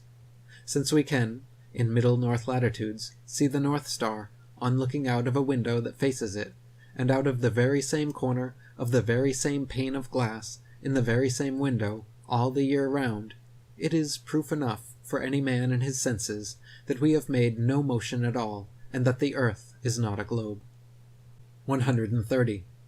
From Earth Not a Globe, by Samuel Rowbotham. Take 2 carefully bored metallic tubes, not less than 6 feet in length, and place them 1 yard asunder on the opposite sides of a wooden frame, or a solid block of wood or stone.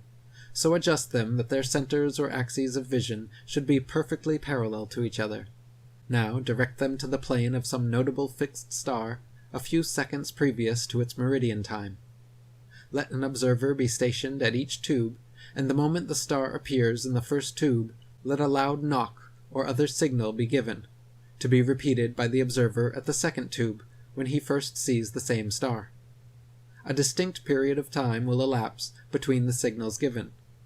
The signals will follow each other in very rapid succession, but still the time between is sufficient to show that the same star is not visible at the same moment by 2 parallel lines of sight, when only 1 yard asunder.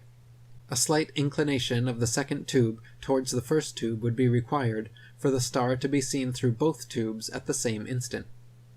Let the tubes remain in their position for 6 months, at the end of which time the same observation or experiment will produce the same results. The star will be visible at the same meridian time, without the slightest alteration being required in the direction of the tubes. From which it is concluded that if the earth had moved 1 single yard in an orbit through space, there would at least be observed the slight inclination of the tube which the difference in position of 1 yard had previously required. But as no such difference in the direction of the tube is required, the conclusion is unavoidable, that in 6 months a given meridian upon the earth's surface does not move a single yard, and therefore that the earth has not the slightest degree of orbital motion. 131. NASA and modern astronomy maintain that the moon is a solid, spherical, Earth-like habitation which man has actually flown to and set foot on. They claim the moon is a non-luminescent planetoid which receives and reflects all its light from the sun. The reality is, however, that the moon is observably not a solid body. It is clearly circular, but not spherical, and not in any way an Earth-like planetoid which humans could set foot on. In fact, the moon has been proven largely transparent and completely self-luminescent, shining with its own unique light. 132. The sun's light is golden, warm, drying, preservative, and antiseptic, while the moon's light is silver, cool, damp, putrefying, and septic. The sun's rays decrease the combustion of a bonfire, while the moon's rays increase combustion. Plant and animal substances exposed to sunlight quickly dry, shrink, coagulate, and lose the tendency to decompose and putrefy. Grapes and other fruits become solid, partially candied, and preserved, like raisins, dates, and prunes. Animal flesh coagulates, loses its volatile gaseous constituents, becomes firm, dry, and slow to decay. When exposed to moonlight, however, plant and animal substances tend to show symptoms of putrefaction and decay. This proves that sun and moonlight are different, unique, and opposites, as they are in the geocentric flat model. 133. In direct sunlight, a thermometer will read higher than another thermometer placed in the shade, but in full direct moonlight, a thermometer will read lower than another placed in the shade. If the sun's light is collected in a large lens and thrown to a focus point, it can create significant heat, while the moon's light collected similarly creates no heat. In the Lancet Medical Journal, from March 14, 1856, particulars are given of several experiments which proved the moon's rays, when concentrated, can actually reduce the temperature upon a thermometer more than 8 degrees. So sunlight and moonlight clearly have altogether different properties. 134. Furthermore, the moon itself cannot physically be both a spherical body and a reflector of the sun's light. Reflectors must be flat or concave for light's rays to have any angle of incidence. If a reflector's surface is convex, then every ray of light points in a direct line with the radius perpendicular to the surface, resulting in no reflection. 135. Not only is the moon clearly self-luminescent, shining its own unique light, but it is also largely transparent. When the waxing or waning moon is visible during the day, it is possible to see the blue sky right through the moon. And on a clear night, during a waxing or waning cycle, it is even possible to occasionally see stars and planets directly through the surface of the moon. The Royal Astronomical Society has on record many such occurrences throughout history, which all defy the heliocentric model. 136. Many people think that modern astronomy's ability to accurately predict lunar and solar eclipses is a result and proof positive of the heliocentric theory of the universe. The fact of the matter, however, is that eclipses have been accurately predicted by cultures worldwide for thousands of years before the heliocentric ball Earth was even a glimmer in Copernicus's imagination. Ptolemy in the 1st century AD accurately predicted eclipses for 600 years on the basis of a flat stationary Earth, with equal precision to anyone living today. All the way back in 600 BC, Thales accurately predicted an eclipse which ended the war between the Medes and the Lydians. Eclipses happen regularly, with precision, in 18-year cycles, so regardless of geocentric or heliocentric, flat or globe Earth cosmologies, eclipses can be accurately calculated, independent of such factors. 137. Another assumption and supposed proof of Earth's shape, heliocentrists claim that lunar eclipses are caused by the shadow of the ball Earth occulting the moon. They claim the Sun, Earth, and Moon spheres perfectly align like 3 billiard balls in a row, so that the Sun's light casts the Earth's shadow onto the Moon. Unfortunately for heliocentrists, this explanation is rendered completely invalid due to the fact that lunar eclipses have happened and continue to happen regularly when both the Sun and Moon are still visible together above the horizon. For the Sun's light to be causing Earth's shadow on the Moon, the three bodies must be aligned in a straight 180-degree syzygy. But as early as the time of Pliny, there are records of lunar eclipses happening while both the Sun and Moon are visible in the sky. Therefore, the eclipser of the Moon cannot be the Earth or Earth's shadow, and some other explanation must be sought. 138. Another favorite proof of ball earthers is the appearance from an observer on shore of ships' hulls being obfuscated by the water and disappearing from view when sailing away towards the horizon. Their claim is that ships' hulls disappear before their mastheads because the ship is beginning its declination around the convex curvature of the ball Earth. Once again, however, their hasty conclusion is drawn from a faulty premise, namely that only on a ball Earth could this phenomenon occur. The fact of the matter is that the law of perspective on plane surfaces dictates and necessitates the exact same occurrence. For example, a girl wearing a dress walking away towards the horizon will appear to sink into the earth the farther away she walks. Her feet will disappear from view first, and the distance between the ground and the bottom of her dress will gradually diminish until, after about a half a mile, it seems like her dress is touching the ground as she walks on invisible legs. Such is the case on plane surfaces. The lowest parts of objects receding from a given point of observation necessarily disappear before the highest. 139.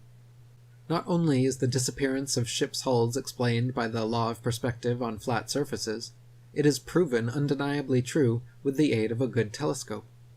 If you watch a ship sailing away into the horizon with the naked eye until its hull has completely disappeared from view under the supposed curvature of the Earth, then look through a telescope, you will notice the entire ship quickly zooms back into view, hull and all, proving that the disappearance was caused by the law of perspective, not by a wall of curved water.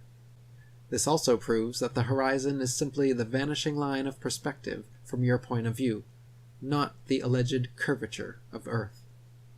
140. Foucault's pendulums are often quoted as proof of a rotating Earth, but upon closer investigation prove the opposite. To begin with, Foucault's pendulums do not uniformly swing in any one direction. Sometimes they rotate clockwise, and sometimes counterclockwise. Sometimes they fail to rotate, and sometimes they rotate far too much. The behavior of the pendulum actually depends on 1. the initial force beginning its swing, and 2, the ball and socket joint, which most readily facilitates circular motion over any other. The supposed rotation of the Earth is completely inconsequential and irrelevant to the pendulum's swing. If the Earth's diurnal rotation caused the 360-degree uniform diurnal rotation of pendulums, then there should not exist a stationary pendulum anywhere on Earth. 141. The Coriolis effect is often said to cause sinks and toilet bowls in the northern hemisphere to drain spinning in one direction, while in the southern hemisphere causing them to spin the opposite way, thus providing proof of the spinning ball Earth. Once again, however, just like Foucault's pendulums spinning either which way, sinks and toilets in the northern and southern hemispheres do not consistently spin in any one direction. Sinks and toilets in the very same household are often found to spin opposite directions, depending entirely upon the shape of the basin and the angle of the water's entry, not the supposed rotation of the Earth. 142. People claim that if the Earth were flat, they should be able to use a telescope and see clear across the oceans. This is absurd, however, as the air is full of precipitation, especially over the oceans, and especially at the lowest, densest layer of atmosphere, is not transparent. Picture the blurry haze over roads on a hot, humid day. Even the best telescope will blur out long before you could see across an ocean. You can, however, use a telescope to zoom in much more of our flat Earth than would be possible on a ball 25,000 miles in circumference. 143. People claim that if the Earth were flat, with the sun circling over and around us, we should be able to see the sun from everywhere all over the Earth, and there should be daylight even at night time. Since the sun is not 93 million miles away, but rather just a few thousand, and shining down like a spotlight, once it has moved significantly far enough away from your location, it becomes invisible beyond the horizon, and daylight slowly fades until it completely disappears. If the sun were 93 million miles away, and the Earth a spinning ball, the transition from daylight to night would instead be almost instantaneous as you passed the terminator line. 144. Pictures of the moon appearing upside down in the southern hemisphere and right side up in the north are often cited as proof of the ball Earth, but once again, upon closer inspection, provide another proof of the flat model. In fact, time-lapse photography shows the moon itself turns clockwise like a wheel as it circles over and around the Earth. You can find pictures of the moon at 360 degrees of various inclination from all over the Earth, simply depending on where and when the picture was taken. 145. Heliocentrists believe the moon is a ball, even though its appearance is clearly that of a flat luminous disk. We only ever see the same one face, albeit at various inclinations, of the moon, yet it is claimed that there is another dark side of the moon, which remains hidden.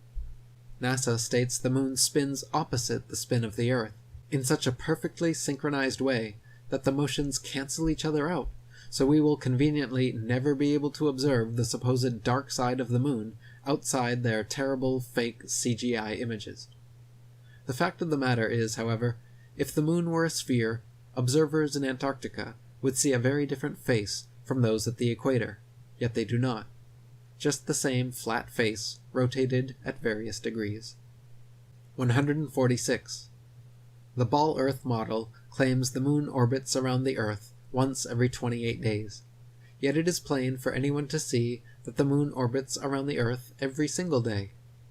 The moon's orbit is slightly slower than the sun's, but follows the sun's same path from tropic to tropic, solstice to solstice, making a full circle over the Earth in just under 25 hours.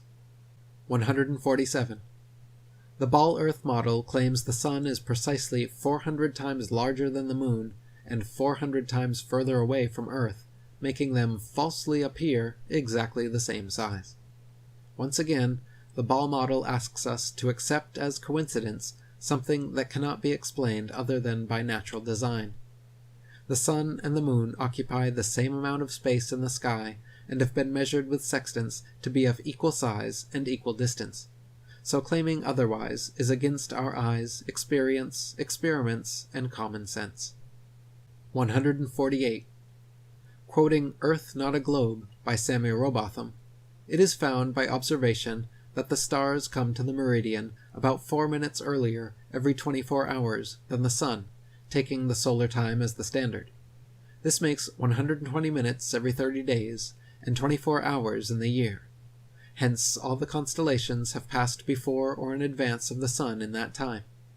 This is the simple fact as observed in nature, but the theory of rotundity and motion on axes and in an orbit has no place for it. Visible truth must be ignored, because this theory stands in the way, and even prevents its votaries from understanding it. 149.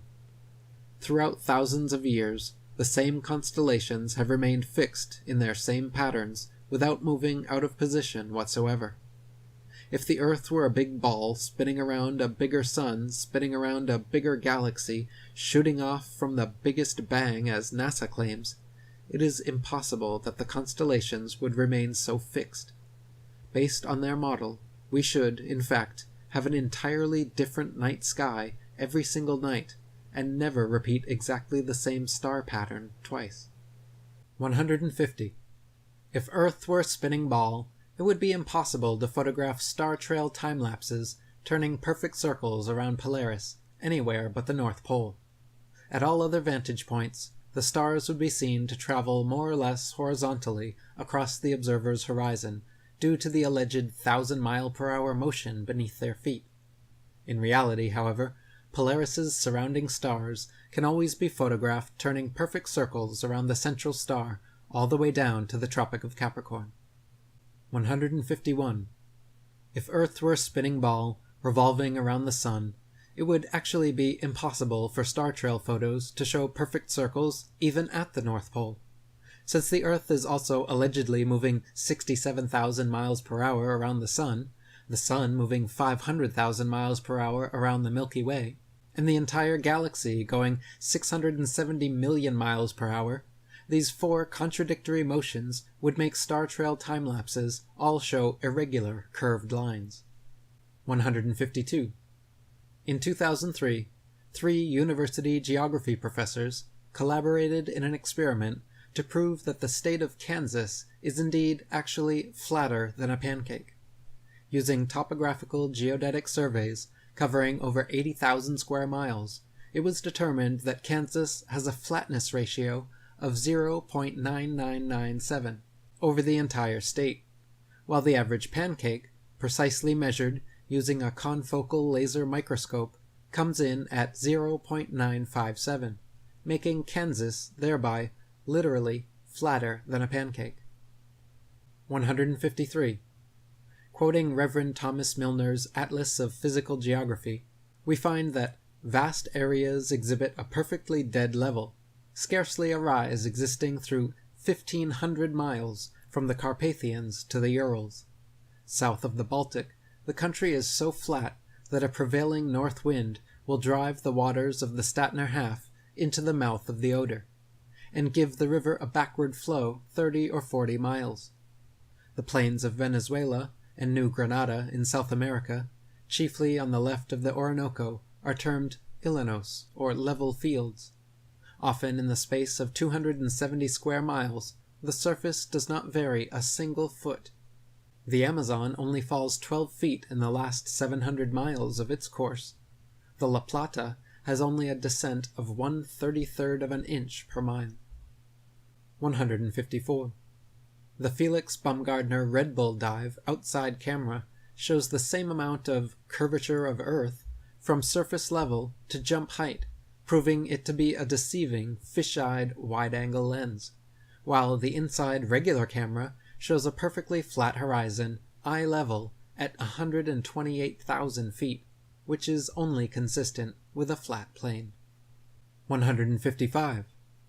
Some people claim to have seen the curvature of the Earth out their airplane windows. The glass used in all commercial airplanes, however, is curved to remain flush with the fuselage. This creates a slight effect mixed with confirmation bias people mistake for being the alleged curvature of the Earth.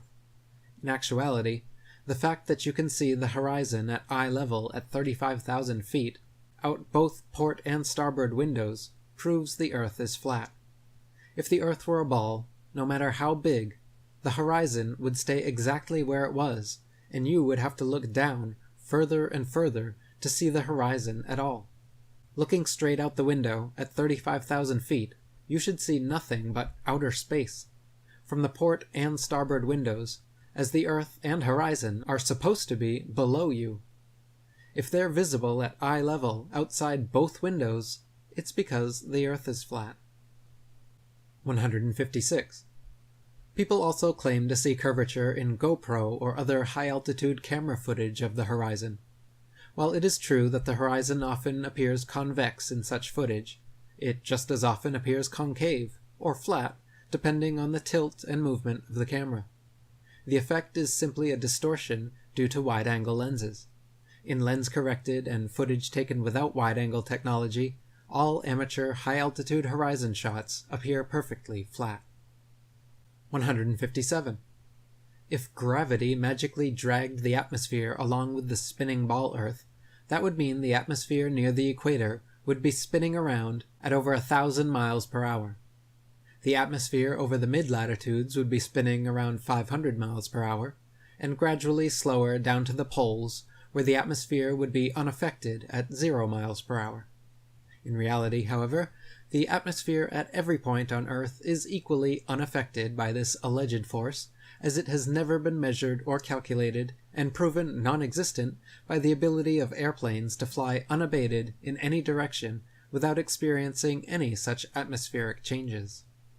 158.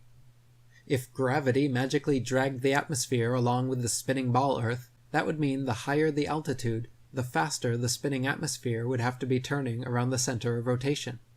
In reality, however, if this were happening, then rain and fireworks would behave entirely differently as they fell down through progressively slower and slower spinning atmosphere. Hot air balloons would also be forced steadily faster eastwards as they ascended through the ever-increasing atmospheric speeds. 159.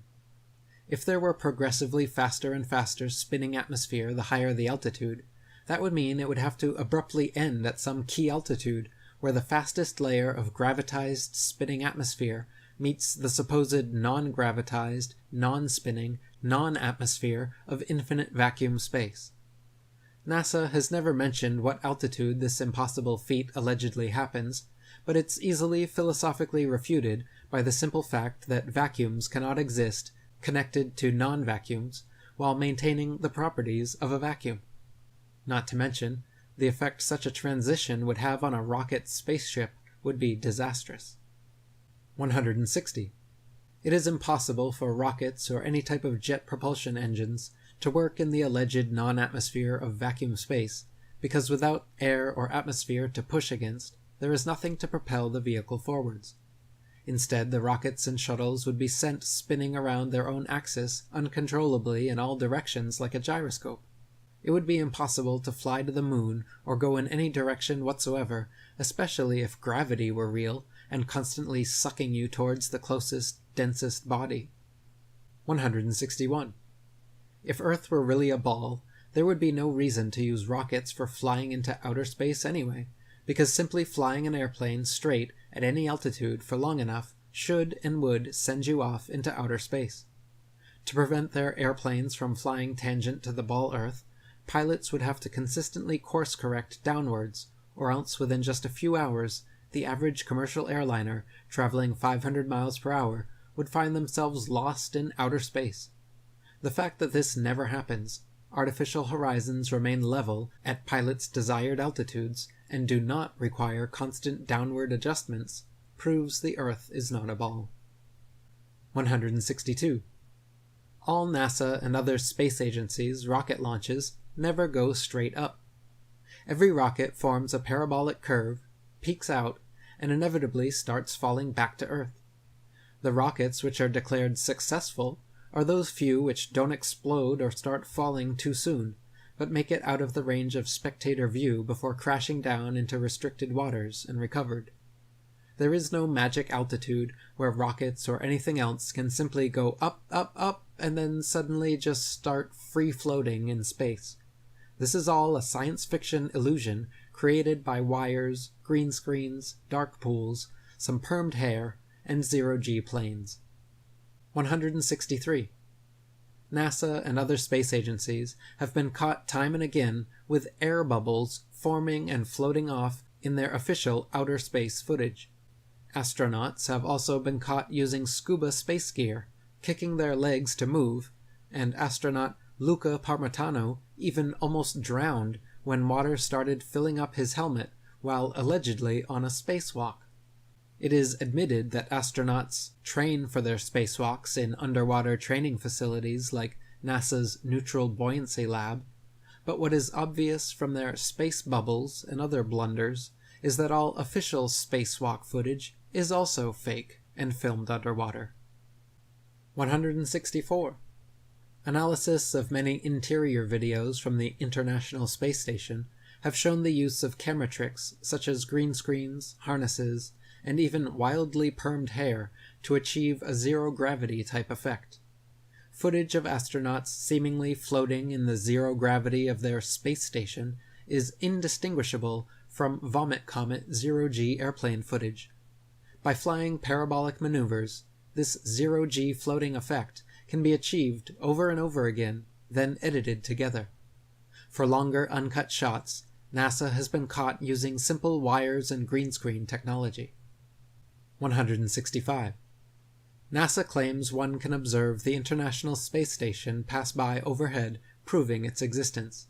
Yet analysis of the ISS, seen through zoom cameras, proves it to be some type of hologram or drone, not a physical floating space base.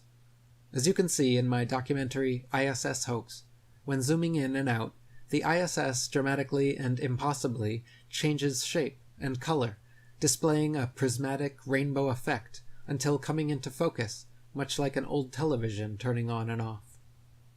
166.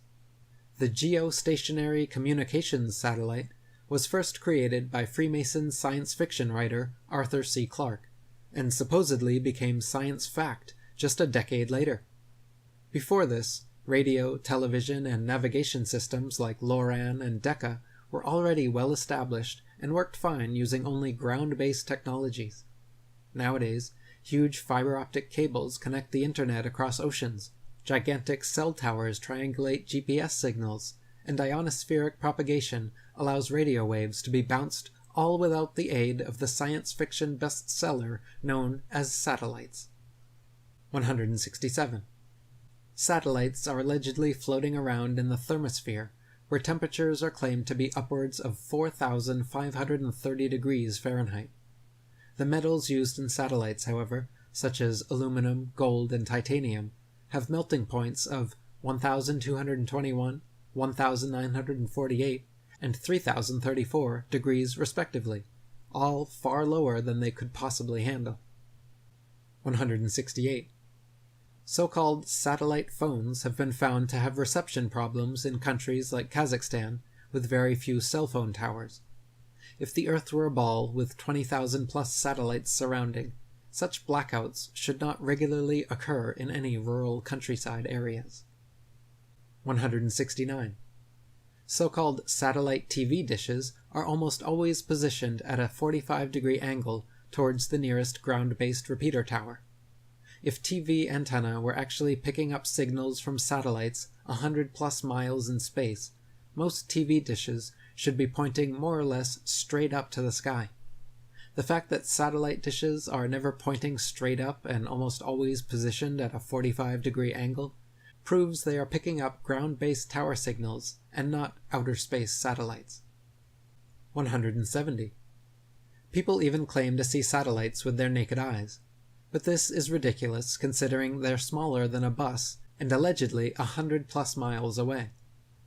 It is impossible to see anything so small that far away.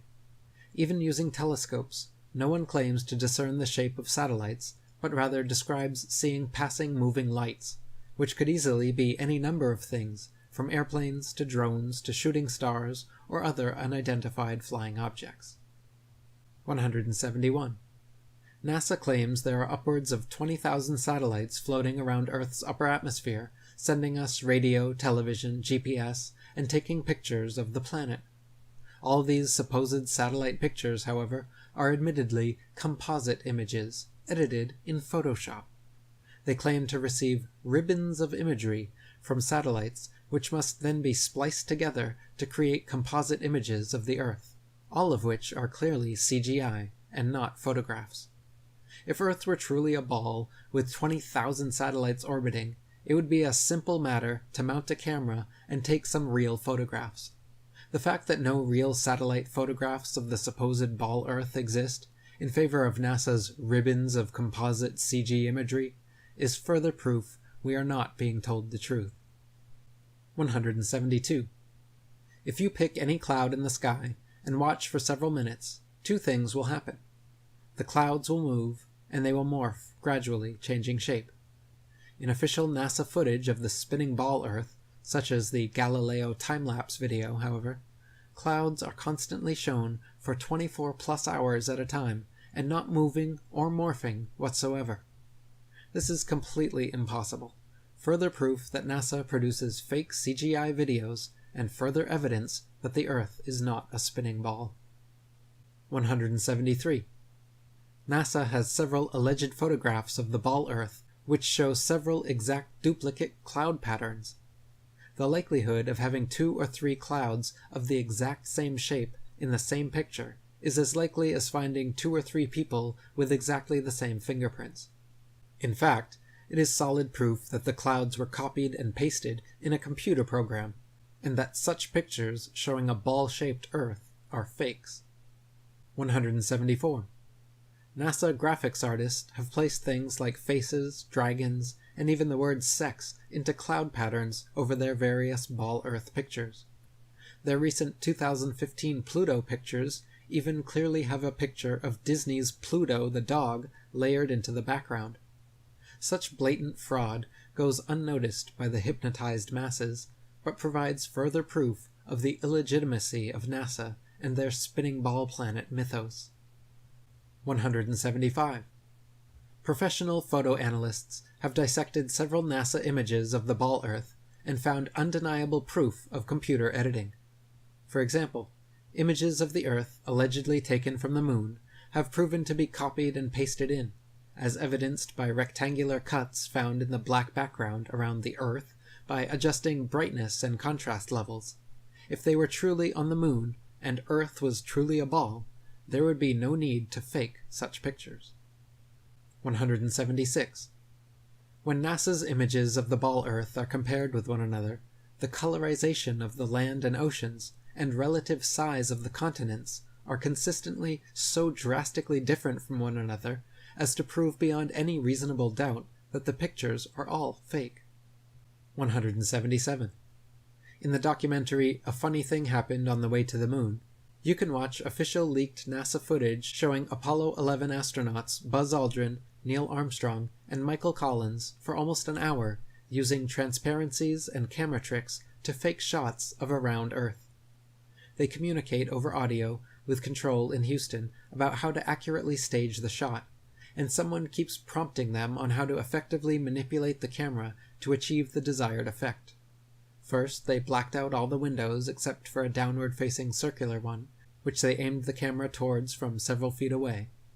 This created the illusion of a ball-shaped Earth surrounded by the blackness of space, when in fact it was simply a round window in their dark cabin. Neil Armstrong claimed at this point to be 130,000 miles from Earth, halfway to the Moon, but when camera tricks were finished, the viewer could see for themselves the astronauts were no more than a couple dozen miles above the Earth's surface, likely flying in a high-altitude plane. 178. People claim Google Earth somehow proves the ball model without realizing that Google Earth is simply a composite program of images taken from high-altitude planes and street-level car cameras superimposed onto a CGI model of a ball Earth. The same could be just as easily modeled onto a square Earth or any other shape, and therefore cannot be used as proof of Earth's rotundity. 179. If the Earth were constantly spinning eastwards 1,000 miles per hour, then airplane flight durations going eastwards versus westwards should be significantly different. If the average commercial airliner travels 500 miles per hour, it follows that westbound equatorial flights should reach their destination at approximately thrice the speed as their eastbound return flights.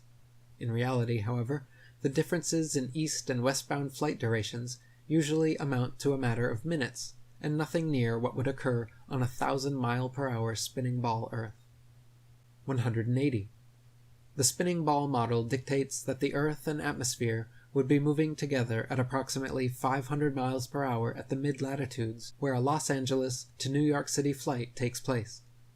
The average commercial airliner traveling 500 miles per hour takes 5.5 hours traveling east with the alleged rotation of the Earth, so the return flight west should take only 2.75 hours, but in fact, we find the average New York City to Los Angeles flight takes 6 hours, a flight time totally inconsistent with the spinning ball model. 181.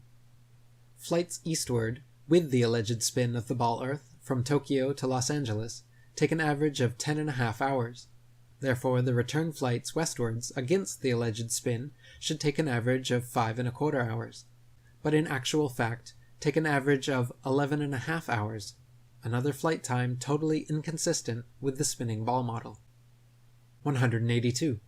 Flights eastwards with the alleged spin of the ball Earth from New York to London take an average of 7 hours. Therefore, the return flights westwards against the alleged spin should take an average of 3.5 hours, but in actual fact take an average of 7.5 hours, a flight time totally inconsistent with the spinning ball model. 183. Flights eastward from Chicago to Boston with the alleged spin of the ball Earth take an average of 2.25 hours. Therefore, the return flights westwards against the alleged spin should take an average of just over an hour, but in actual fact take an average of 2.75 hours, once again completely inconsistent with the spinning ball model. 184. Flights eastward from Paris to Rome with the alleged spin of the ball Earth take an average of 2 hours. Therefore, the return flights westward against the alleged spin should take an average of 1 hour, but in actual fact have an average flight duration of 2 hours 10 minutes, a flight time totally inconsistent with the spinning ball model. 185. We are told that the Earth and atmosphere spin together at such a perfect uniform velocity that no one in history has ever seen, heard, felt, or measured the supposed 1,000-mile-per-hour movement. This is then often compared to traveling in a car at uniform velocity, where we only feel the movement during acceleration or deceleration. In reality, however, even with eyes closed, windows up, over smooth tar, in a luxury car, at a mere uniform 50 miles per hour, the movement can absolutely be felt. At 20 times this speed, Earth's imaginary 1,000-mile-per-hour spin would most certainly be noticeable, felt, seen, and heard by all. 186. People sensitive to motion sickness feel distinct unease and physical discomfort from motion as slight as an elevator or train ride. This means that the 1,000-mile-per-hour alleged uniform spin of the Earth has no effect on such people, but add an extra 50 miles per hour uniform velocity of a car and their stomach starts turning knots. The idea that motion sickness is nowhere apparent in anyone at 1,000 miles per hour, but suddenly comes about at 1,050 miles per hour, is ridiculous, and proves the Earth is not in motion whatsoever. 187. The second law of thermodynamics, otherwise known as the law of entropy, along with the fundamental principles of friction and resistance, determine the impossibility of Earth being a uniformly spinning ball. Over time, the spinning ball Earth would experience measurable amounts of drag, constantly slowing the spin and lengthening the amount of hours per day. As not the slightest change has ever been observed in all of recorded history, it is absurd to assume the Earth has ever moved an inch. 188. Over the years, NASA has twice changed their story regarding the shape of the Earth. At first, they maintained Earth was a perfect sphere, which later changed to an oblate spheroid flattened at the poles, and then changed again to being pear-shaped, as the southern hemisphere allegedly bulges out as well. Unfortunately for NASA, however, none of their official pictures show an oblate spheroid or a pear-shaped Earth. All their pictures, contrary to their words, show a spherical, and clearly CGI fake, Earth. 189. The Bible, Quran, Srimad Bhagavatam, and many other holy books describe and purport the existence of a geocentric, stationary, flat Earth. For example, 1 Chronicles 16:30 and Psalm 96:10 both read, "He has fixed the earth, firm, immovable." And Psalm 93:1 says, "The world also is established, that it cannot be moved." The Bible also repeatedly affirms that the earth is outstretched as a plane, with the outstretched heavens everywhere above, not all around, giving a scriptural proof the earth is not a spinning ball. 190. Cultures the world over, throughout history, have all described and purported the existence of a geocentric, stationary, flat earth. Egyptians, Indians, Mayans, Chinese, Native Americans, and literally every ancient civilization on Earth had a geocentric, flat earth cosmology. Before Pythagoras, the idea of a spinning ball Earth was non-existent, and even after Pythagoras, it remained an obscure minority view until 2,000 years later, when Copernicus began reviving the heliocentric theory. 191. From Pythagoras to Copernicus, Galileo and Newton, to modern astronauts like Aldrin, Armstrong, and Collins, to director of NASA and Grand Commander of the 33rd Degree, C. Fred Kleinecht, the founding fathers of the spinning ball mythos have all been Freemasons. The fact that so many members of this, the largest and oldest secret society in existence, have all been co-conspirators, bringing about this literal planetary revolution, is beyond the possibility of coincidence, and provides proof of organized collusion in creating and maintaining this multi-generational deception. 192. Quoting Terra Firma by David Wardlaw Scott. The system of the universe, as taught by modern astronomers, being founded entirely on theory, for the truth of which they are unable to advance one single real proof, they have entrenched themselves in a conspiracy of silence, and decline to answer any objections which may be made to their hypotheses. Copernicus himself, who revived the theory of the heathen philosopher Pythagoras, and his great exponent Sir Isaac Newton, confessed that their system of a revolving earth was only a possibility, and could not be proved by facts. It is only their followers who have decorated it with the name of an exact science, yea, according to them, the most exact of all the sciences. Yet one astronomer royal for England once said, speaking of the motion of the whole solar system, "The matter is left in a most delightful state of uncertainty, and I shall be very glad if anyone can help me out of it." What a very sad position for an exact science to be in is this. 193. No child or unindoctrinated man in their right mind would ever conclude or even conceive, given to their own devices, based on their own personal observations, that the earth was a spinning ball revolving around the sun. Such imaginative theories, nowhere present in anyone's daily experience, require and have required massive amounts of constant propaganda to uphold the illusion. 194. From David Wardlaw Scott. I remember being taught when a boy that the earth was a great ball, revolving at a very rapid rate around the sun, and when I expressed to my teacher my fears that the waters of the oceans would tumble off, I was told that they were prevented from doing so by Newton's great law of gravitation, which kept everything in its proper place. I presume that my countenance must have shown some signs of incredulity, for my teacher immediately added, "I can show you a direct proof of this. A man can whirl around his head a pail filled with water, without its being spilt, and so, in like manner, can the oceans be carried round the sun without losing a drop." As this illustration was evidently intended to settle the matter, I then said no more upon the subject. Had such been proposed to me afterwards as a man, I would have answered somewhat as follows. "Sir, I beg to say that the illustration you have given of a man whirling a pail of water round his head, and the oceans revolving round the sun, does not in any degree confirm your argument, because the water in the two cases is placed under entirely different circumstances. But to be of any value, the conditions in each case must be the same, which here they are not. The pail is a hollow vessel, which holds the water inside it, whereas, according to your teaching, the earth is a ball, with a continuous curvature outside, which, in agreement with the laws of nature, could not retain any water. 195. Astronomers say the magical magnetism of gravity is what keeps all the oceans of the world stuck to the ball Earth. They claim that because the Earth is so massive, by virtue of this mass, it creates a magic force able to hold people, oceans, and atmosphere tightly clung to the underside of a spinning ball.